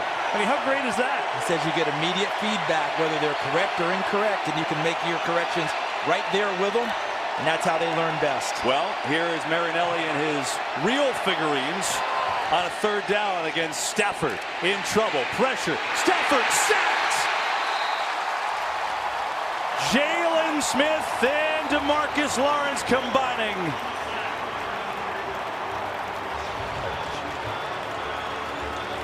So we talked earlier in the first half about DeMarcus Lawrence coming off the edge. What about Jalen Smith taking up the middle? He faked like he was going to drop and then ran Graham Glasgow right back into the quarterback. Did you see that move that Jalen Smith made? Like he was turning to drop out for coverage and then came and bull rushed him. And then DeMarcus Lawrence also got there as well off the edge. They actually give the full credit of the sack to Lawrence, his second of the game. Long punt, fair catch by Austin right around the 35. So DeMarcus Lawrence with some help from Smith, who they blitz a lot at linebacker. Dallas D does their job. They're up 3. Well, DeMarcus Lawrence, he's a beast, right? 5th career game with at least 2 sacks. He's got 2 today. He got a little assist from Jalen Smith the last time on the blitz. But Cowboys really couldn't get to Stafford at all earlier, and now starting to break through on that defense and get some pressure. And so the defense does the job. Cowboys have the ball back. They're up 3 with 7:02 to go in this 3rd quarter. And they will run it out of the jumbo formation. Elliott breaks through. Ezekiel Elliott puts in the shoulder at the high step and inside the 25. A 41-yard run for Ezekiel Elliott.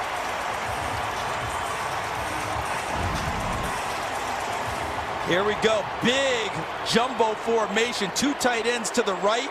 Excellent patience there as he made number 92 miss Sylvester Williams right at the top. And then the blocking takes effect. And then Ezekiel Elliott gets out into the open field. And you called it, Kevin. And look right there. The patience and the move. So Sylvester Williams whiffed at the line of scrimmage. And then Elliott finishes it off with a shoulder downfield. Elliott's got 108 yards on the ground looking for more. And he's going to get more. Elliott running hard inside the 15-yard line. I know that Le'Veon Bell is not reported to Pittsburgh, and he's not playing right now. But the moves we're seeing out of Ezekiel Elliott, it's his stamp of the Le'Veon Bell hesitation move.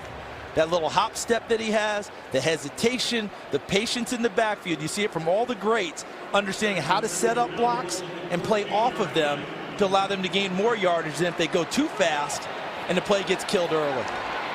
Elliott 117 rushing, 54 receiving, and a touchdown receiving. Gets a break. Rod Smith in. 2nd and 1, and Smith has a first down. This drive keeps on moving. We get another game break with Carissa Thompson. Thanks, Kevin. To Tennessee we go. 3rd and goal from the 15. Alshon Jeffrey's first game back, and it's a good one. 16-yard touchdown from Carson Wentz. Eagles up in this one, 17-3. Kevin?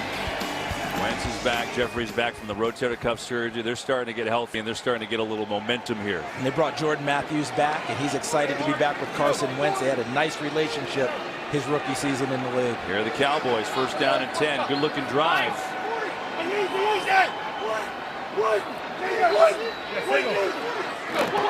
Remember, they've had trouble in the red zone all year long. From the 12, it's Smith looking for a cutback, looking for another, and Detroit played that extremely well. Took away both cutback lanes. Quandre Diggs, the safety, is the one who came up and made the tackle. But they did play that well because the Cowboys showed almost what I call barge formation. 2 tight ends to the left side, so it's a little bit on the unbalanced. And they were showing that they were going to run to that side on the power, and then ran back to the short side, and Detroit was prepared. I think Elliott wanted to come back in, and they weren't paying attention. Rod Smith says, hey, I want to stay in. I'm good. Prescott going to throw it. Looking. Now goes to Smith in the flat, and Smith gets belted. I'll tell you one thing, Jared Davis could fly to the sideline. He used that speed to get there to make the play. And Dak Prescott trying to get the big play downfield. Watch number 17, Allen Hurns. Nice what they call a stick nod move. Goes inside. Prescott ended up having to come off that route and came late to the check. And the swing pass out to Rod Smith, and what a terrific play by Jared Davis in the open field. Yeah, if he waited one more second, he might have had it, but he tried to get to Smith. 3rd and 10 right here. Prescott, pressure coming from the edge. Slings it, Beasley! Cole Beasley. A little Kent to Colby on the throw from Prescott. Wow! You can tell it's almost playoff baseball when you go Kent to Colby.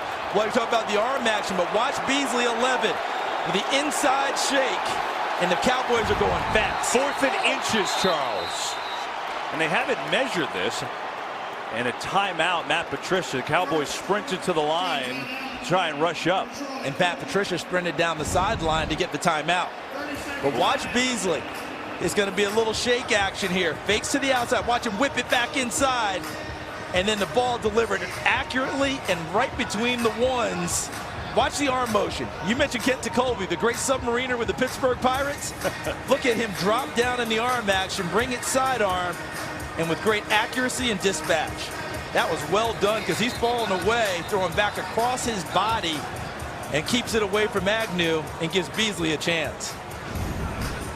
You know, you don't have to be wide open, as Cole Beasley told Pam Oliver. Sometimes just to be open. And open was good enough on that play. You know, Matt Stafford is the guy who usually throws from all angles, not Prescott, but it is a 4th down, and the Cowboys are going for it from the 3.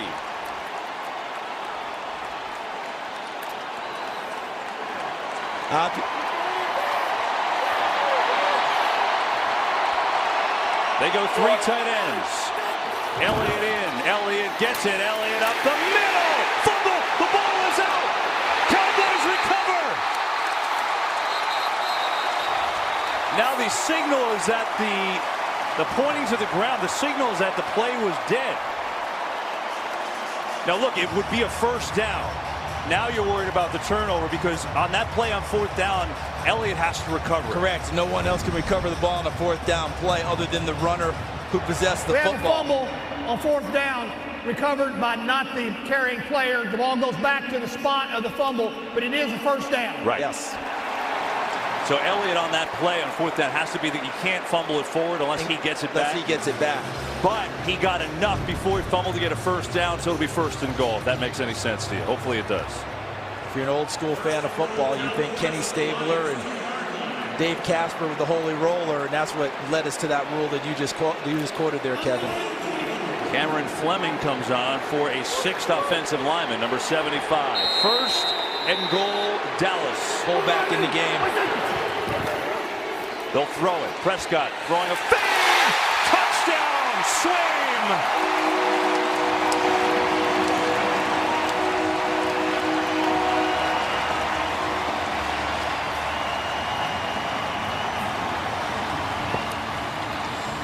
This is starting to look a little bit like 2016, not like the last couple weeks. Well, with their ability to run it so well today, the play fake holds the linebackers and everyone up front. Kennard a little late getting there, and Swaim able to sneak out into the flat.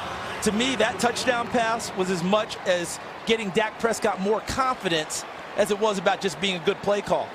Give him an easy throw. They got it. He gets a touchdown on his record, and he feels even better about himself. You talked about his record. It's his 1st career touchdown for Jeff Swaim, but the run game has really set this up. Elliott's had a monster day, Charles. And don't forget on this drive, a 41-yarder jumbo package, and then, oh boy, here comes Ezekiel Elliott. Cowboys offense has come to life in Big D, and they got their biggest lead of the day, up by 10. Cowboys offense is clicking on all cylinders. This is what you're used to with this team. They are pounding the ball against the Lions. Elliott's had a monster day. He's got 173 total yards of offense. And then the play action, and Prescott has been on his game. And it's a 10-point lead, their biggest of the game, with 2:59 to go in this 3rd quarter. And Charles, remember that 1st quarter when the Lions had it for over 10 minutes? It's changed quite a bit since that 1st quarter. The Cowboys have had the time of possession in the run game, and that's why they've got the 10-point lead. A Saturday coming up, big day in college football. First, the Red River Showdown between 18th ranked Texas and number 6 Oklahoma, who puts up like 70 a week, followed by Indiana taking on 4th ranked Ohio State. Coverage begins 11 a.m. Eastern on Fox and the Fox Sports app. Yeah, you mentioned Oklahoma yesterday. Kyler Murray, their quarterback, didn't start because he apparently was late to a meeting. Ended up putting up 7 touchdowns once he got on the field. 6 of them in the air. Yeah, I said 70. My bad. That's 66 yesterday. So now let's see what Matthew Stafford and this Lions offense can do. Down by 10. Obviously plenty of time to go in this 3rd quarter. Stafford has time. Going to let it go, and he's got a completion. He really zipped that in there to Marvin Jones. A couple Cowboys right around it. But Stafford hooks up with Jones to get this drive started for a gain of 17.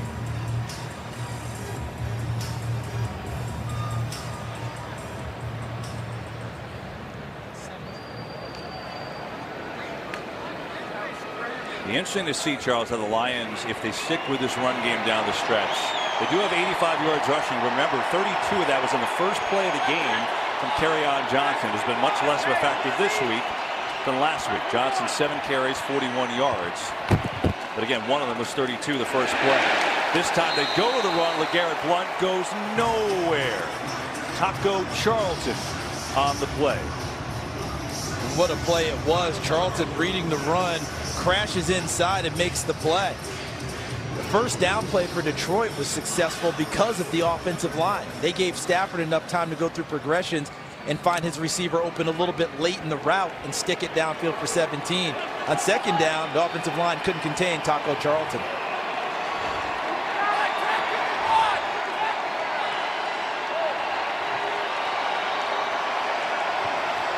Second down, 4-man rush. Stafford hangs in, fires a bullet far side of the field. Did Galladay catch it? He caught it. Oh my, back shoulder galore. And look at the battle between Galladay and Awuzie, and Galladay is actually falling to the ground, but it doesn't affect his concentration. Stays with the football, and he's in bounds because the left elbow comes down with the ball. Stafford now over the middle. It's Tate who's wide open. Van Der Esch brings him down. It's an outstanding open field tackle. You mentioned earlier about Leighton Van Der Esch. Watch 55. That he's an old school looking linebacker. Was he 6'4", 255? And he hasn't filled out yet. We saw him in practice the other day. Wait till he gets full weight room time and is able to get out and really pump up, because this guy can run downhill and make plays. Diagnoses well in the passing game. It's an excellent open field tackle, subbing for Sean Lee. Blount in the game again in the backfield on a 2nd and 7.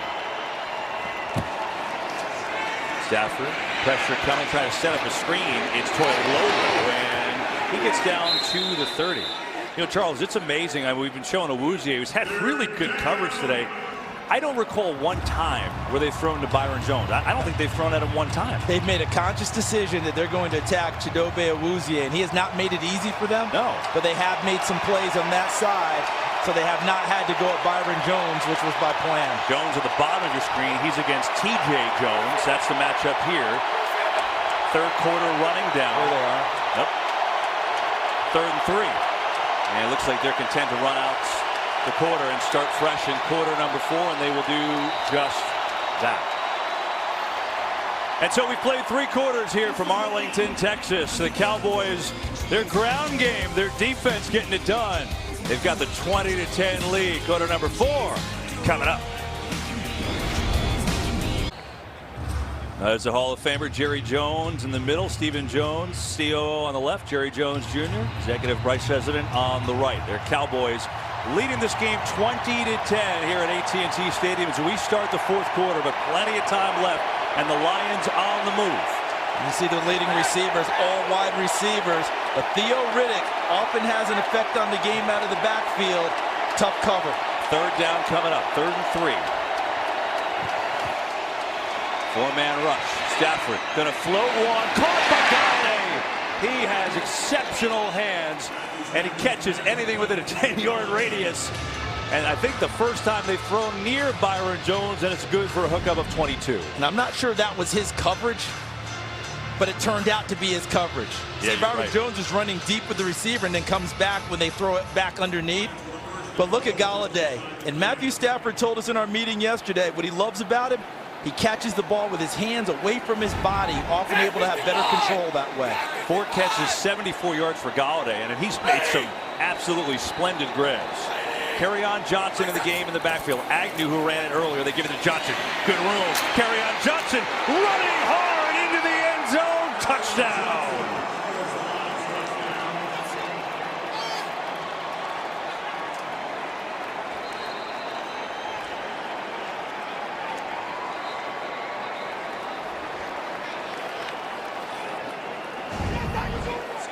So watch Agnew come across the formation, and it looks like it's going to be the jet sweep, which they ran to him earlier. They faked that, so it becomes ghost motion, and then Kerryon Johnson with some power.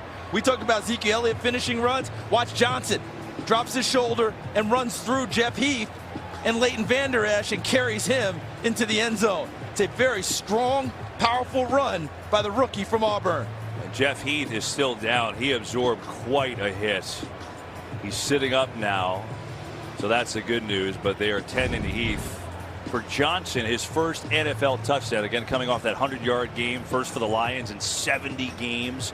And that was a powerful run and a really good drive. And here's the collision. I mean, this is. And he did not run over a player that's not a good tackler. Jeff Heath is a striking hitter. And Kerryon Johnson finished that run with authority. So concern for Jeff Heath. They tend to the Cowboys safety. Back after this.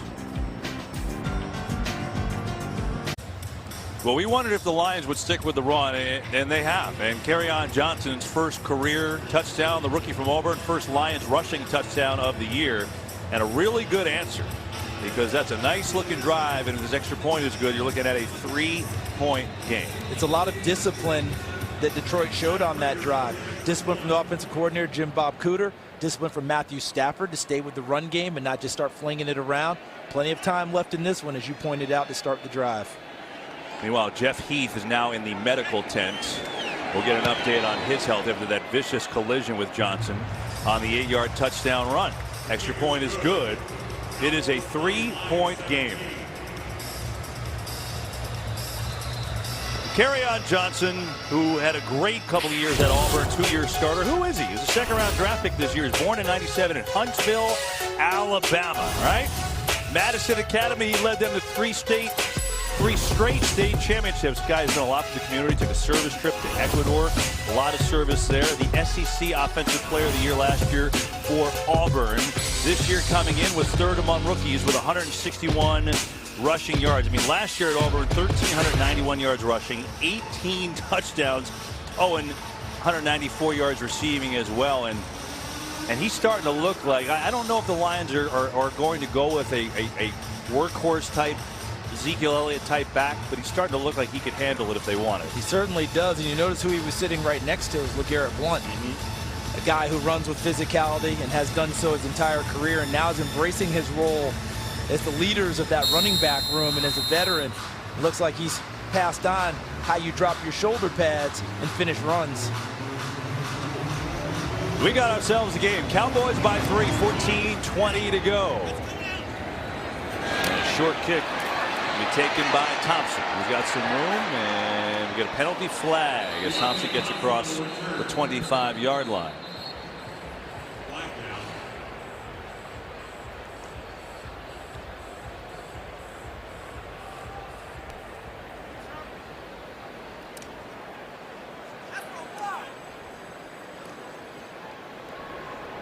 Personal foul, illegal double team block on the return team. Half the distance to the goal. First down. Cowboys move back. We get an injury update. Let's go down the field. We'll wait one second. Well, Kevin, Jeff Heath remains in the medical tent, but meanwhile, the Cowboys D-line has been getting plenty of pressure on Matthew Stafford today, but for the rest of the game, they will have to do so without one of their interior defensive linemen. Defensive tackle Antoine Woods is out with a calf injury. Pam, thanks. And the Lions have been playing a lot of 3 defensive linemen and putting Kennard on the line there, too. So now they're 1 less as Cowboys come out throwing, and they go with Michael Gallup, who makes the catch. So Dak Prescott, all the talk coming in, what's wrong with this Cowboys passing game? And he had been under 200 passing yards 9 of the last 10 games. Prescott 11 for 17, 156 yards, 2 touchdowns. Remember, he had a perfect deep pass to Tavon Austin that could have been a 3rd touchdown that was dropped. Nice day, but his work is far from over. It's just a 3-point game. Yeah. They're backed up in their own territory. It's been Elliott's day. He gets it again. Ezekiel Elliott has himself a first down for Dallas. Game break time. Let's check in with Kurt Menefee.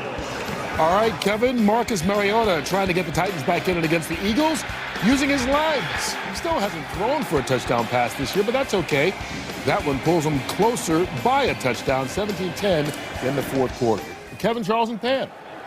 And Kurt, I believe that's the first touchdown the Titans have scored with Mariota at quarterback this season. Wow. He's had some injury issues. Here's Prescott to throw. He's got a lot of time. He throws over the middle. It's Cole Beasley who's got it. And he moves the chains again for Dallas.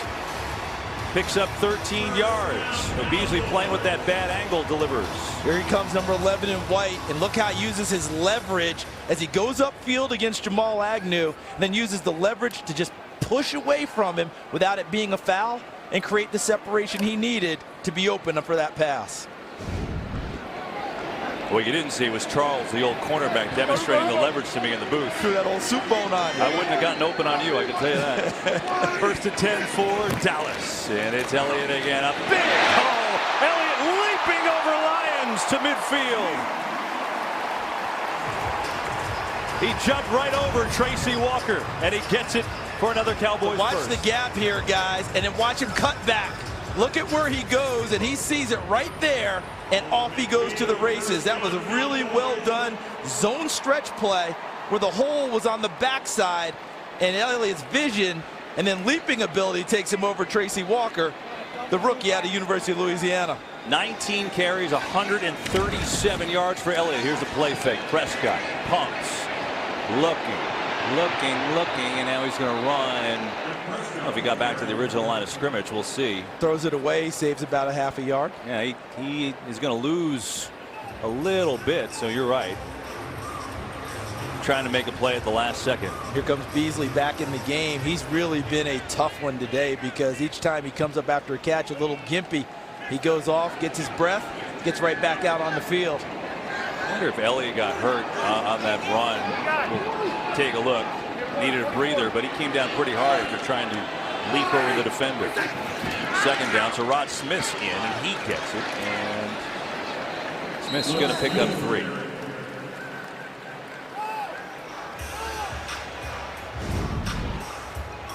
Now watch the landing here, Charles.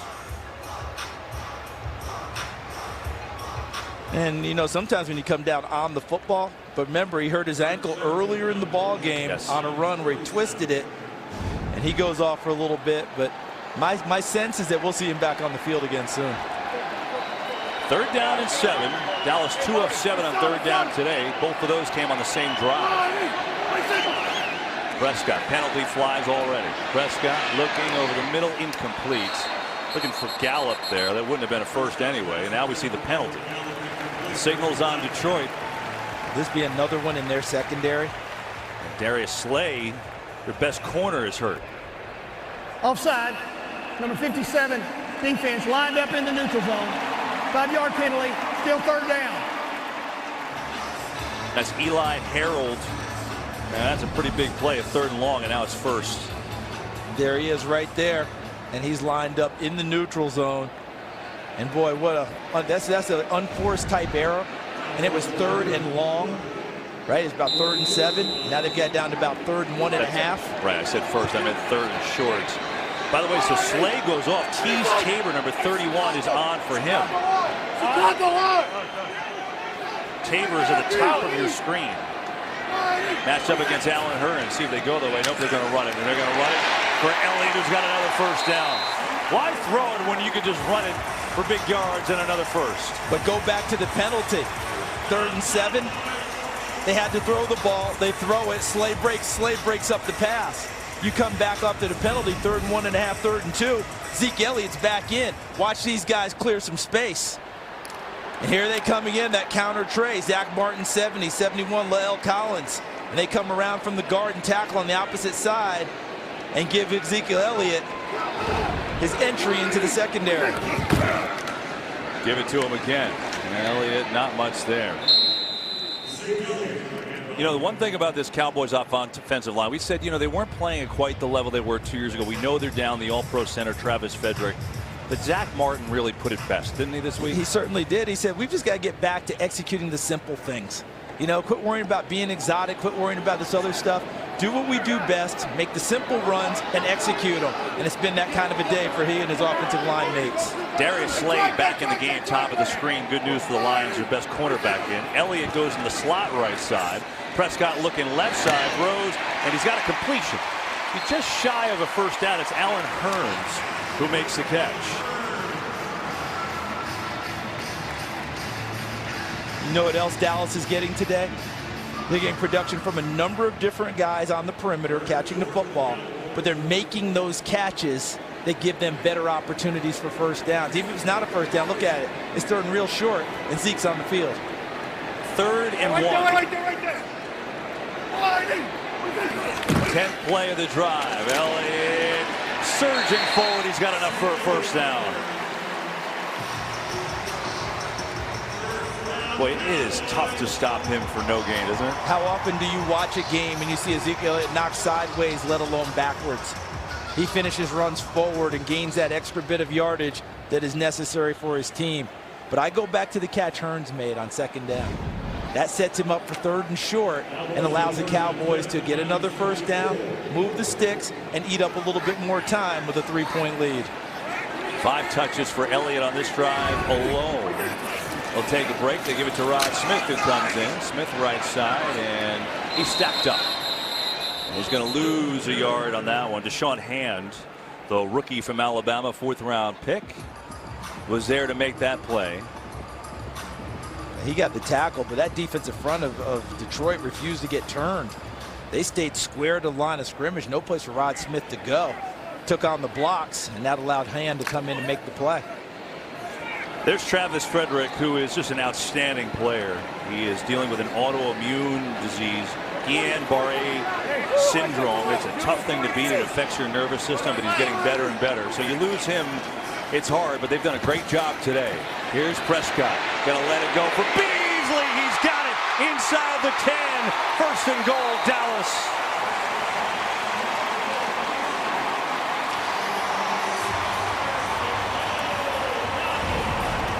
So we start with the protection. Watch what Dak Prescott gets. So he's got a really clean pocket and continues to retreat away from Jarrad Davis. Watch Beasley, 11, inside the slot, where against Agnew, 39. Works his way open, comes back to the football, and makes a huge play for the Dallas Cowboys. He is a good route runner. He loves that middle of the field. And now 1st and goal. Cowboys up by 3, under 7 minutes to go. Shotgun for Prescott. They're going to run it to Elliott. And he gets down inside the 5 and no more. Keep in mind down here, Charles, too. We saw it 2 weeks ago, that zone read. Giants just kept crashing on the running back, and Prescott ran it a lot. Hasn't done it much today, but Jason Garrett said absolutely has to be a part of what we do. And you've got to be prepared for it. Matt Patricia, Paul Pasqualoni on the Detroit side have to think right here. But what we've seen more from Dak Prescott today has been the bootlegs. And in this play, he doesn't even have a guy in the backfield until he motions someone back. Here comes Ezekiel Elliott to get back in the backfield now, and Dak Prescott's going to call a timeout. Didn't like what he saw. A little confusion. 6:02 to play. Cowboys up by 3. Looking for more. Well, you've got the teacher and the mentor. The teacher, Paul Pasqualoni, who gave Patricia a huge chance by bringing him on to Syracuse.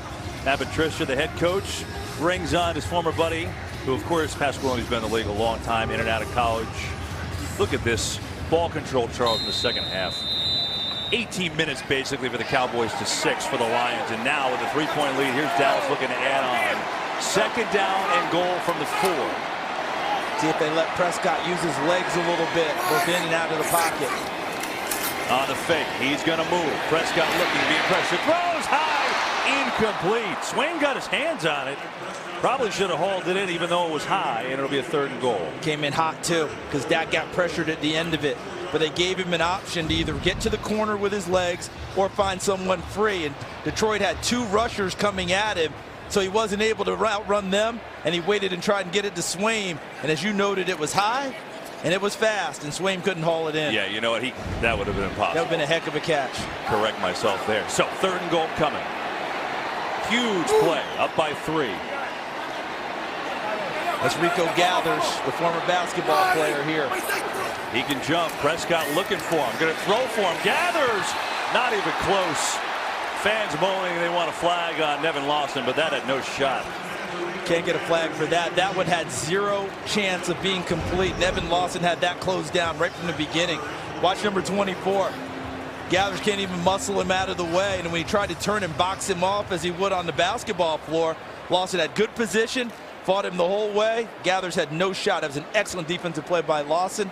And Detroit He's got to feel great about this, forcing a field goal attempt. To be honest, that's a strange call. Gathers has not been even played a single snap all day.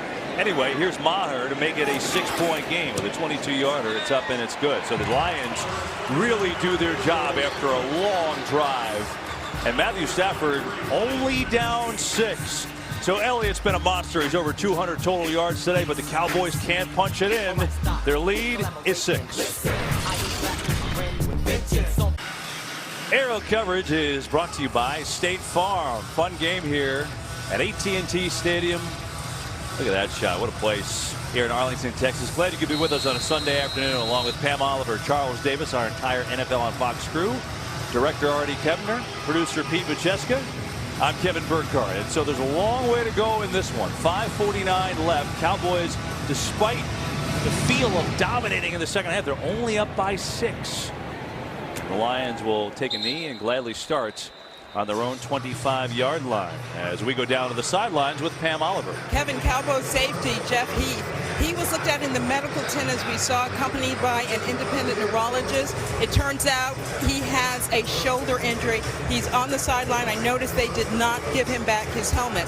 Meanwhile, Lions safety Quandre Diggs, he is questionable with a hand injury. Back to you. Interesting. We'll get to Diggs when they're back on D. But meanwhile, that means that Kayvon Frazier, number 35, is in net safety. When Heath was out against Seattle last week, Charles, when he got hurt, they really struggled in pass defense. See the Lions take advantage. They're going to run it here to Kerryon Johnson, who gets up to the 30 before Leighton Vander Esch makes a hit. Well, Vander Esch is a good-looking rookie. So is Kerryon Johnson, for that fact.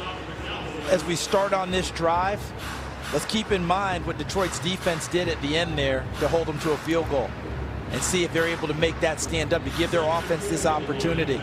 The pass to Gathers was a strange call, considering he hasn't caught a pass so far in his career. Yeah. Almost felt like they forced it in there. Let's see if that comes back to haunt them. It gives Detroit extra life here, only down 6. Plenty of time left. 5:17 in the game. Stafford throws it, guns it near side. Tate spins away, and he should have enough for a first down, and he will. Golden Tate is just so hard to tackle. He becomes a running back after he catches the football, but not a power back, a shifty guy. Makes you grasp at air as you try and get him on the ground. That's why it's so important for the Cowboys. If you're covering Golden Tate, as soon as he catches the ball, you have to be there to grab him on the catch. If you can leave him room and light, he finds a way to gain extra yardage. That's Luke Wilson, the tight end, in motion on a first down. Stafford the throw. Here comes Lawrence. Got 2 sacks. He's got number 3. DeMarcus Lawrence, a career-high 3rd sack.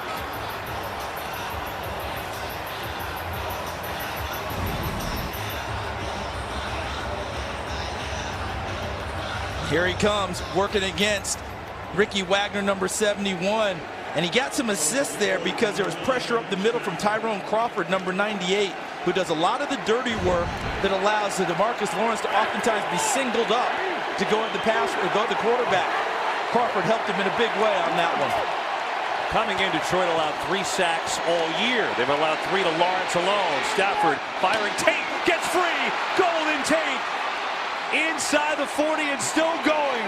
Oh, Golden Tate makes a big play as he got away from Xavier Woods. Made a move, made a catch, and it's 35 yards. Okay, so watch Tate 15. He makes the move outside, and Xavier Woods has it. But because there was extra time for Matthew Stafford, Tate sees that, makes the move, and cuts back inside Woods and allows Stafford to deliver. So that protection, that extra bit of time. See, when Lawrence stumbles there, that little bit of extra time allows Tate to make the extra move, and it pays off. And that was like Justin Verlander, 99 miles an hour on that fastball. Here's LeGarrette Blount, and he doesn't have anywhere to go. He's going to lose yards, stacked up nicely as the whistle blows. And Blount saying, come on, man, play's over. 2nd down. Time now a big factor. Lions need a touchdown. They've got 2 timeouts to go. You'd have to think now it's all about 4-down territory, right, Charles? It has to be at this stage of the game. 2:42 left on the clock, and they have the offense that's equipped for that. They're used to doing that over the years, and Matthew Stafford doesn't mind taking 4 shots. Golden Tate's on the bottom of your screen. He's been great today. 7 catches, 94 yards, and a touchdown. Stafford going that way, has him, Tate's got it! Touchdown!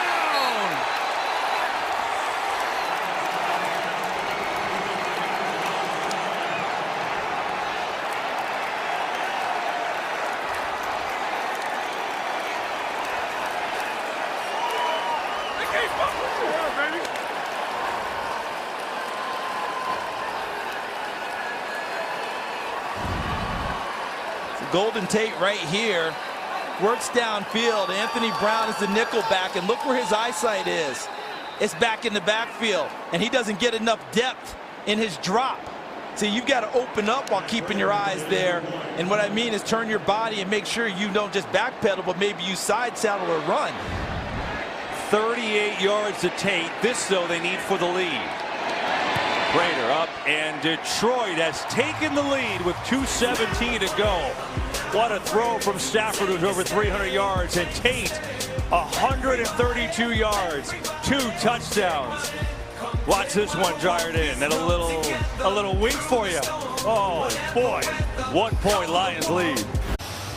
First time in his career, Golden Tate's over 100 yards and 2 touchdowns. He's got 132 to be exact. He dominated that drive. We told you with Jeff Heath out, they struggle in pass coverage. They got torched on that drive in pass coverage. And Tate really made a couple of big plays, including a touchdown. So he's got a touchdown of 38 and a touchdown of 45. And the Lions retake the lead. They're up by 1 with 2:17 to play. And obviously the Cowboys have plenty of time and 2 timeouts left. Down by a point. Let's go back. What happened on that touchdown, Charles? Well, Anthony Brown, the nickel back right here, has to get depth. And he does not get the depth necessary on this play. Watch how he continues to look into the backfield. It's zone coverage, and because he doesn't get deep, Golden Tate gets behind him, and then he doesn't get help on the backside because the defender's eyes are drawn elsewhere. And now there's Chris Richard, the co-defensive coordinator, telling him about that coverage. And I have a feeling he's talking about you've got to get depth and keep that play in front of you. Great play by Detroit. Now can Dallas answer? Can Prescott answer? Down by 1. He's got time. He rolls out. He's got Swain, the tight end, who falls forward across the 31-yard line. He's going to pick up 6 yards on first down. That may take it to the 2-minute warning. Looks like the Cowboys are content doing that, and it will. 2 minutes to go. Cowboys have the ball. Down by 1. 2 timeouts. Golden Tate trying to will the Lions with a wink and a win. That's Brett Maher, the 28-year-old who kicked the last 4 years in the CFL, the guy that kept over Dan Bailey, who's the most accurate kicker in league history.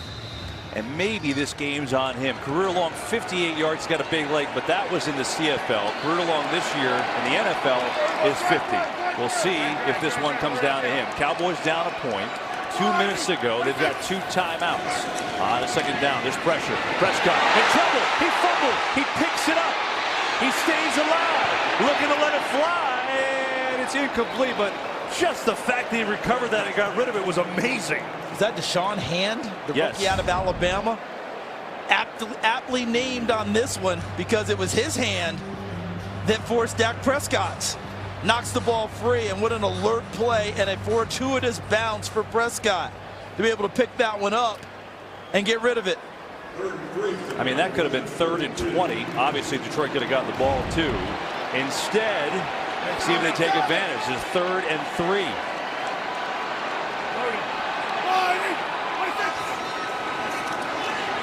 Prescott time. Let's see. Go! It's Hearns who's got it at a first down. Tight coverage, too, but Hearns made the catch against Agnew, and that moves the chains. Good body catch by Hearns, meaning he catches it in his body, but also he uses his body to keep Agnew away from him, between him and the football. Prescott to throw it again. He's got time. He lets it rip. It's tipped, and it's incomplete. And it's interesting here, Charles, because obviously, look, if you could score a touchdown, you'd love to. Yes. But you still can run the ball. You only need a field goal. You're not out of that at all. Let's see who gets their hands in the passing lane here as he throws the football. Oh, that's Glover Quinn, number 27, the wily veteran. Playing center field and just playing Dak Prescott's eyes. He goes where he goes with the football and ends up knocking that one away. One of the more distinguished safeties in the NFL. They need about 20 more yards for a field goal try. Prescott gonna let it fly. He's got Elliott, and he's got it! Ezekiel Elliott over the shoulder.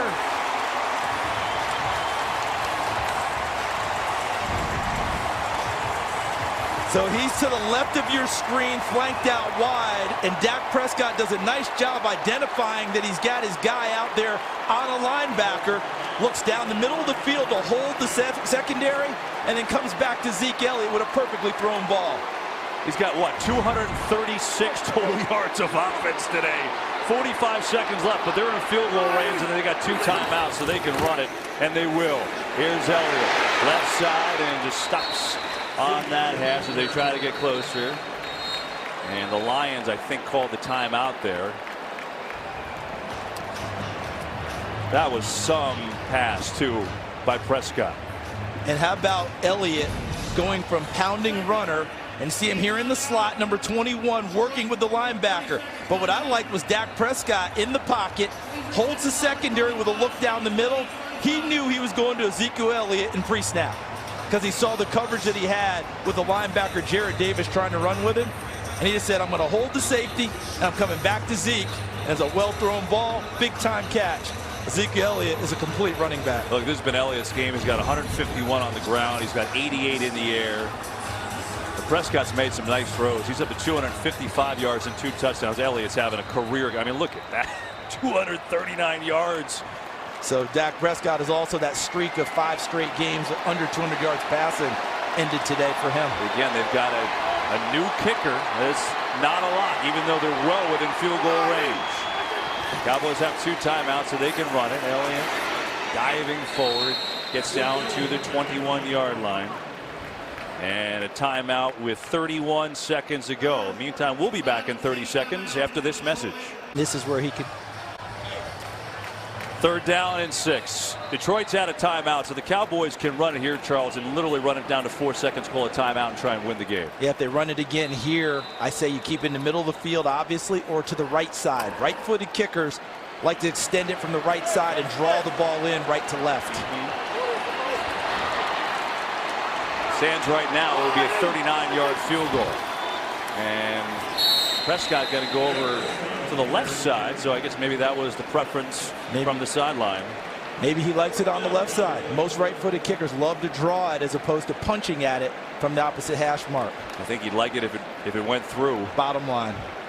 And so all the attention on Brett Maher. He makes it, the Cowboys win. If not, the Lions win. Detroit by 1. Cowboys will call a timeout when this reaches probably 4 seconds, and that's exactly what they do. So we'll see where the spot is. It's on the 20, so it'll be a 38-yard field goal try for 28-year-old Brett Maher, who's got a few of them today, from 32, from 43, and from 22. This one to win it for Dallas. And if this ball goes through the posts, he may very well, it will go a long way towards easing the reminders of Dan Bailey, the ghost of Dan Bailey looming over him, where he might be able to be accepted as their kicker if he can knock this one through. Hard-fought game. What a game. How about the Lions comeback, though? Now it's down to the kicker. Maher to win it for Dallas.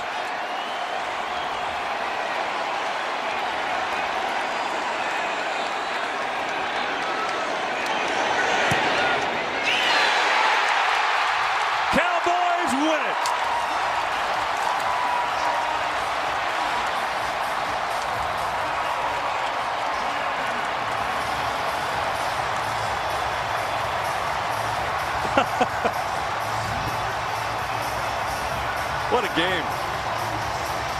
Brett Maher, one of the heroes goes, 38 yards, 4 field goals. And what a drive executed by Prescott and Elliott and the Cowboys, who improved to 2-2.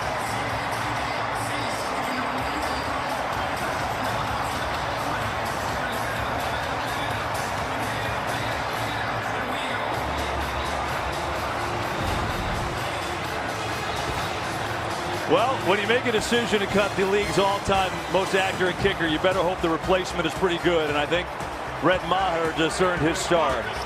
Great nerves, not a superstitious kicker. You know, a lot of guys want to keep their same shoes all the time. He said he's been through 3 pair of shoes already. They asked him why. He said the other ones were dirty. So he's got some pretty good ice running through his veins. He missed his first kick as a Cowboy, hasn't missed since. Meanwhile, that Cowboys offense that everybody was questioning, 414 yards today, including, of course, the game-winning drive with everything on the line at Prescott engineered. Cowboys 26, Lions 24, a thriller here in Big D.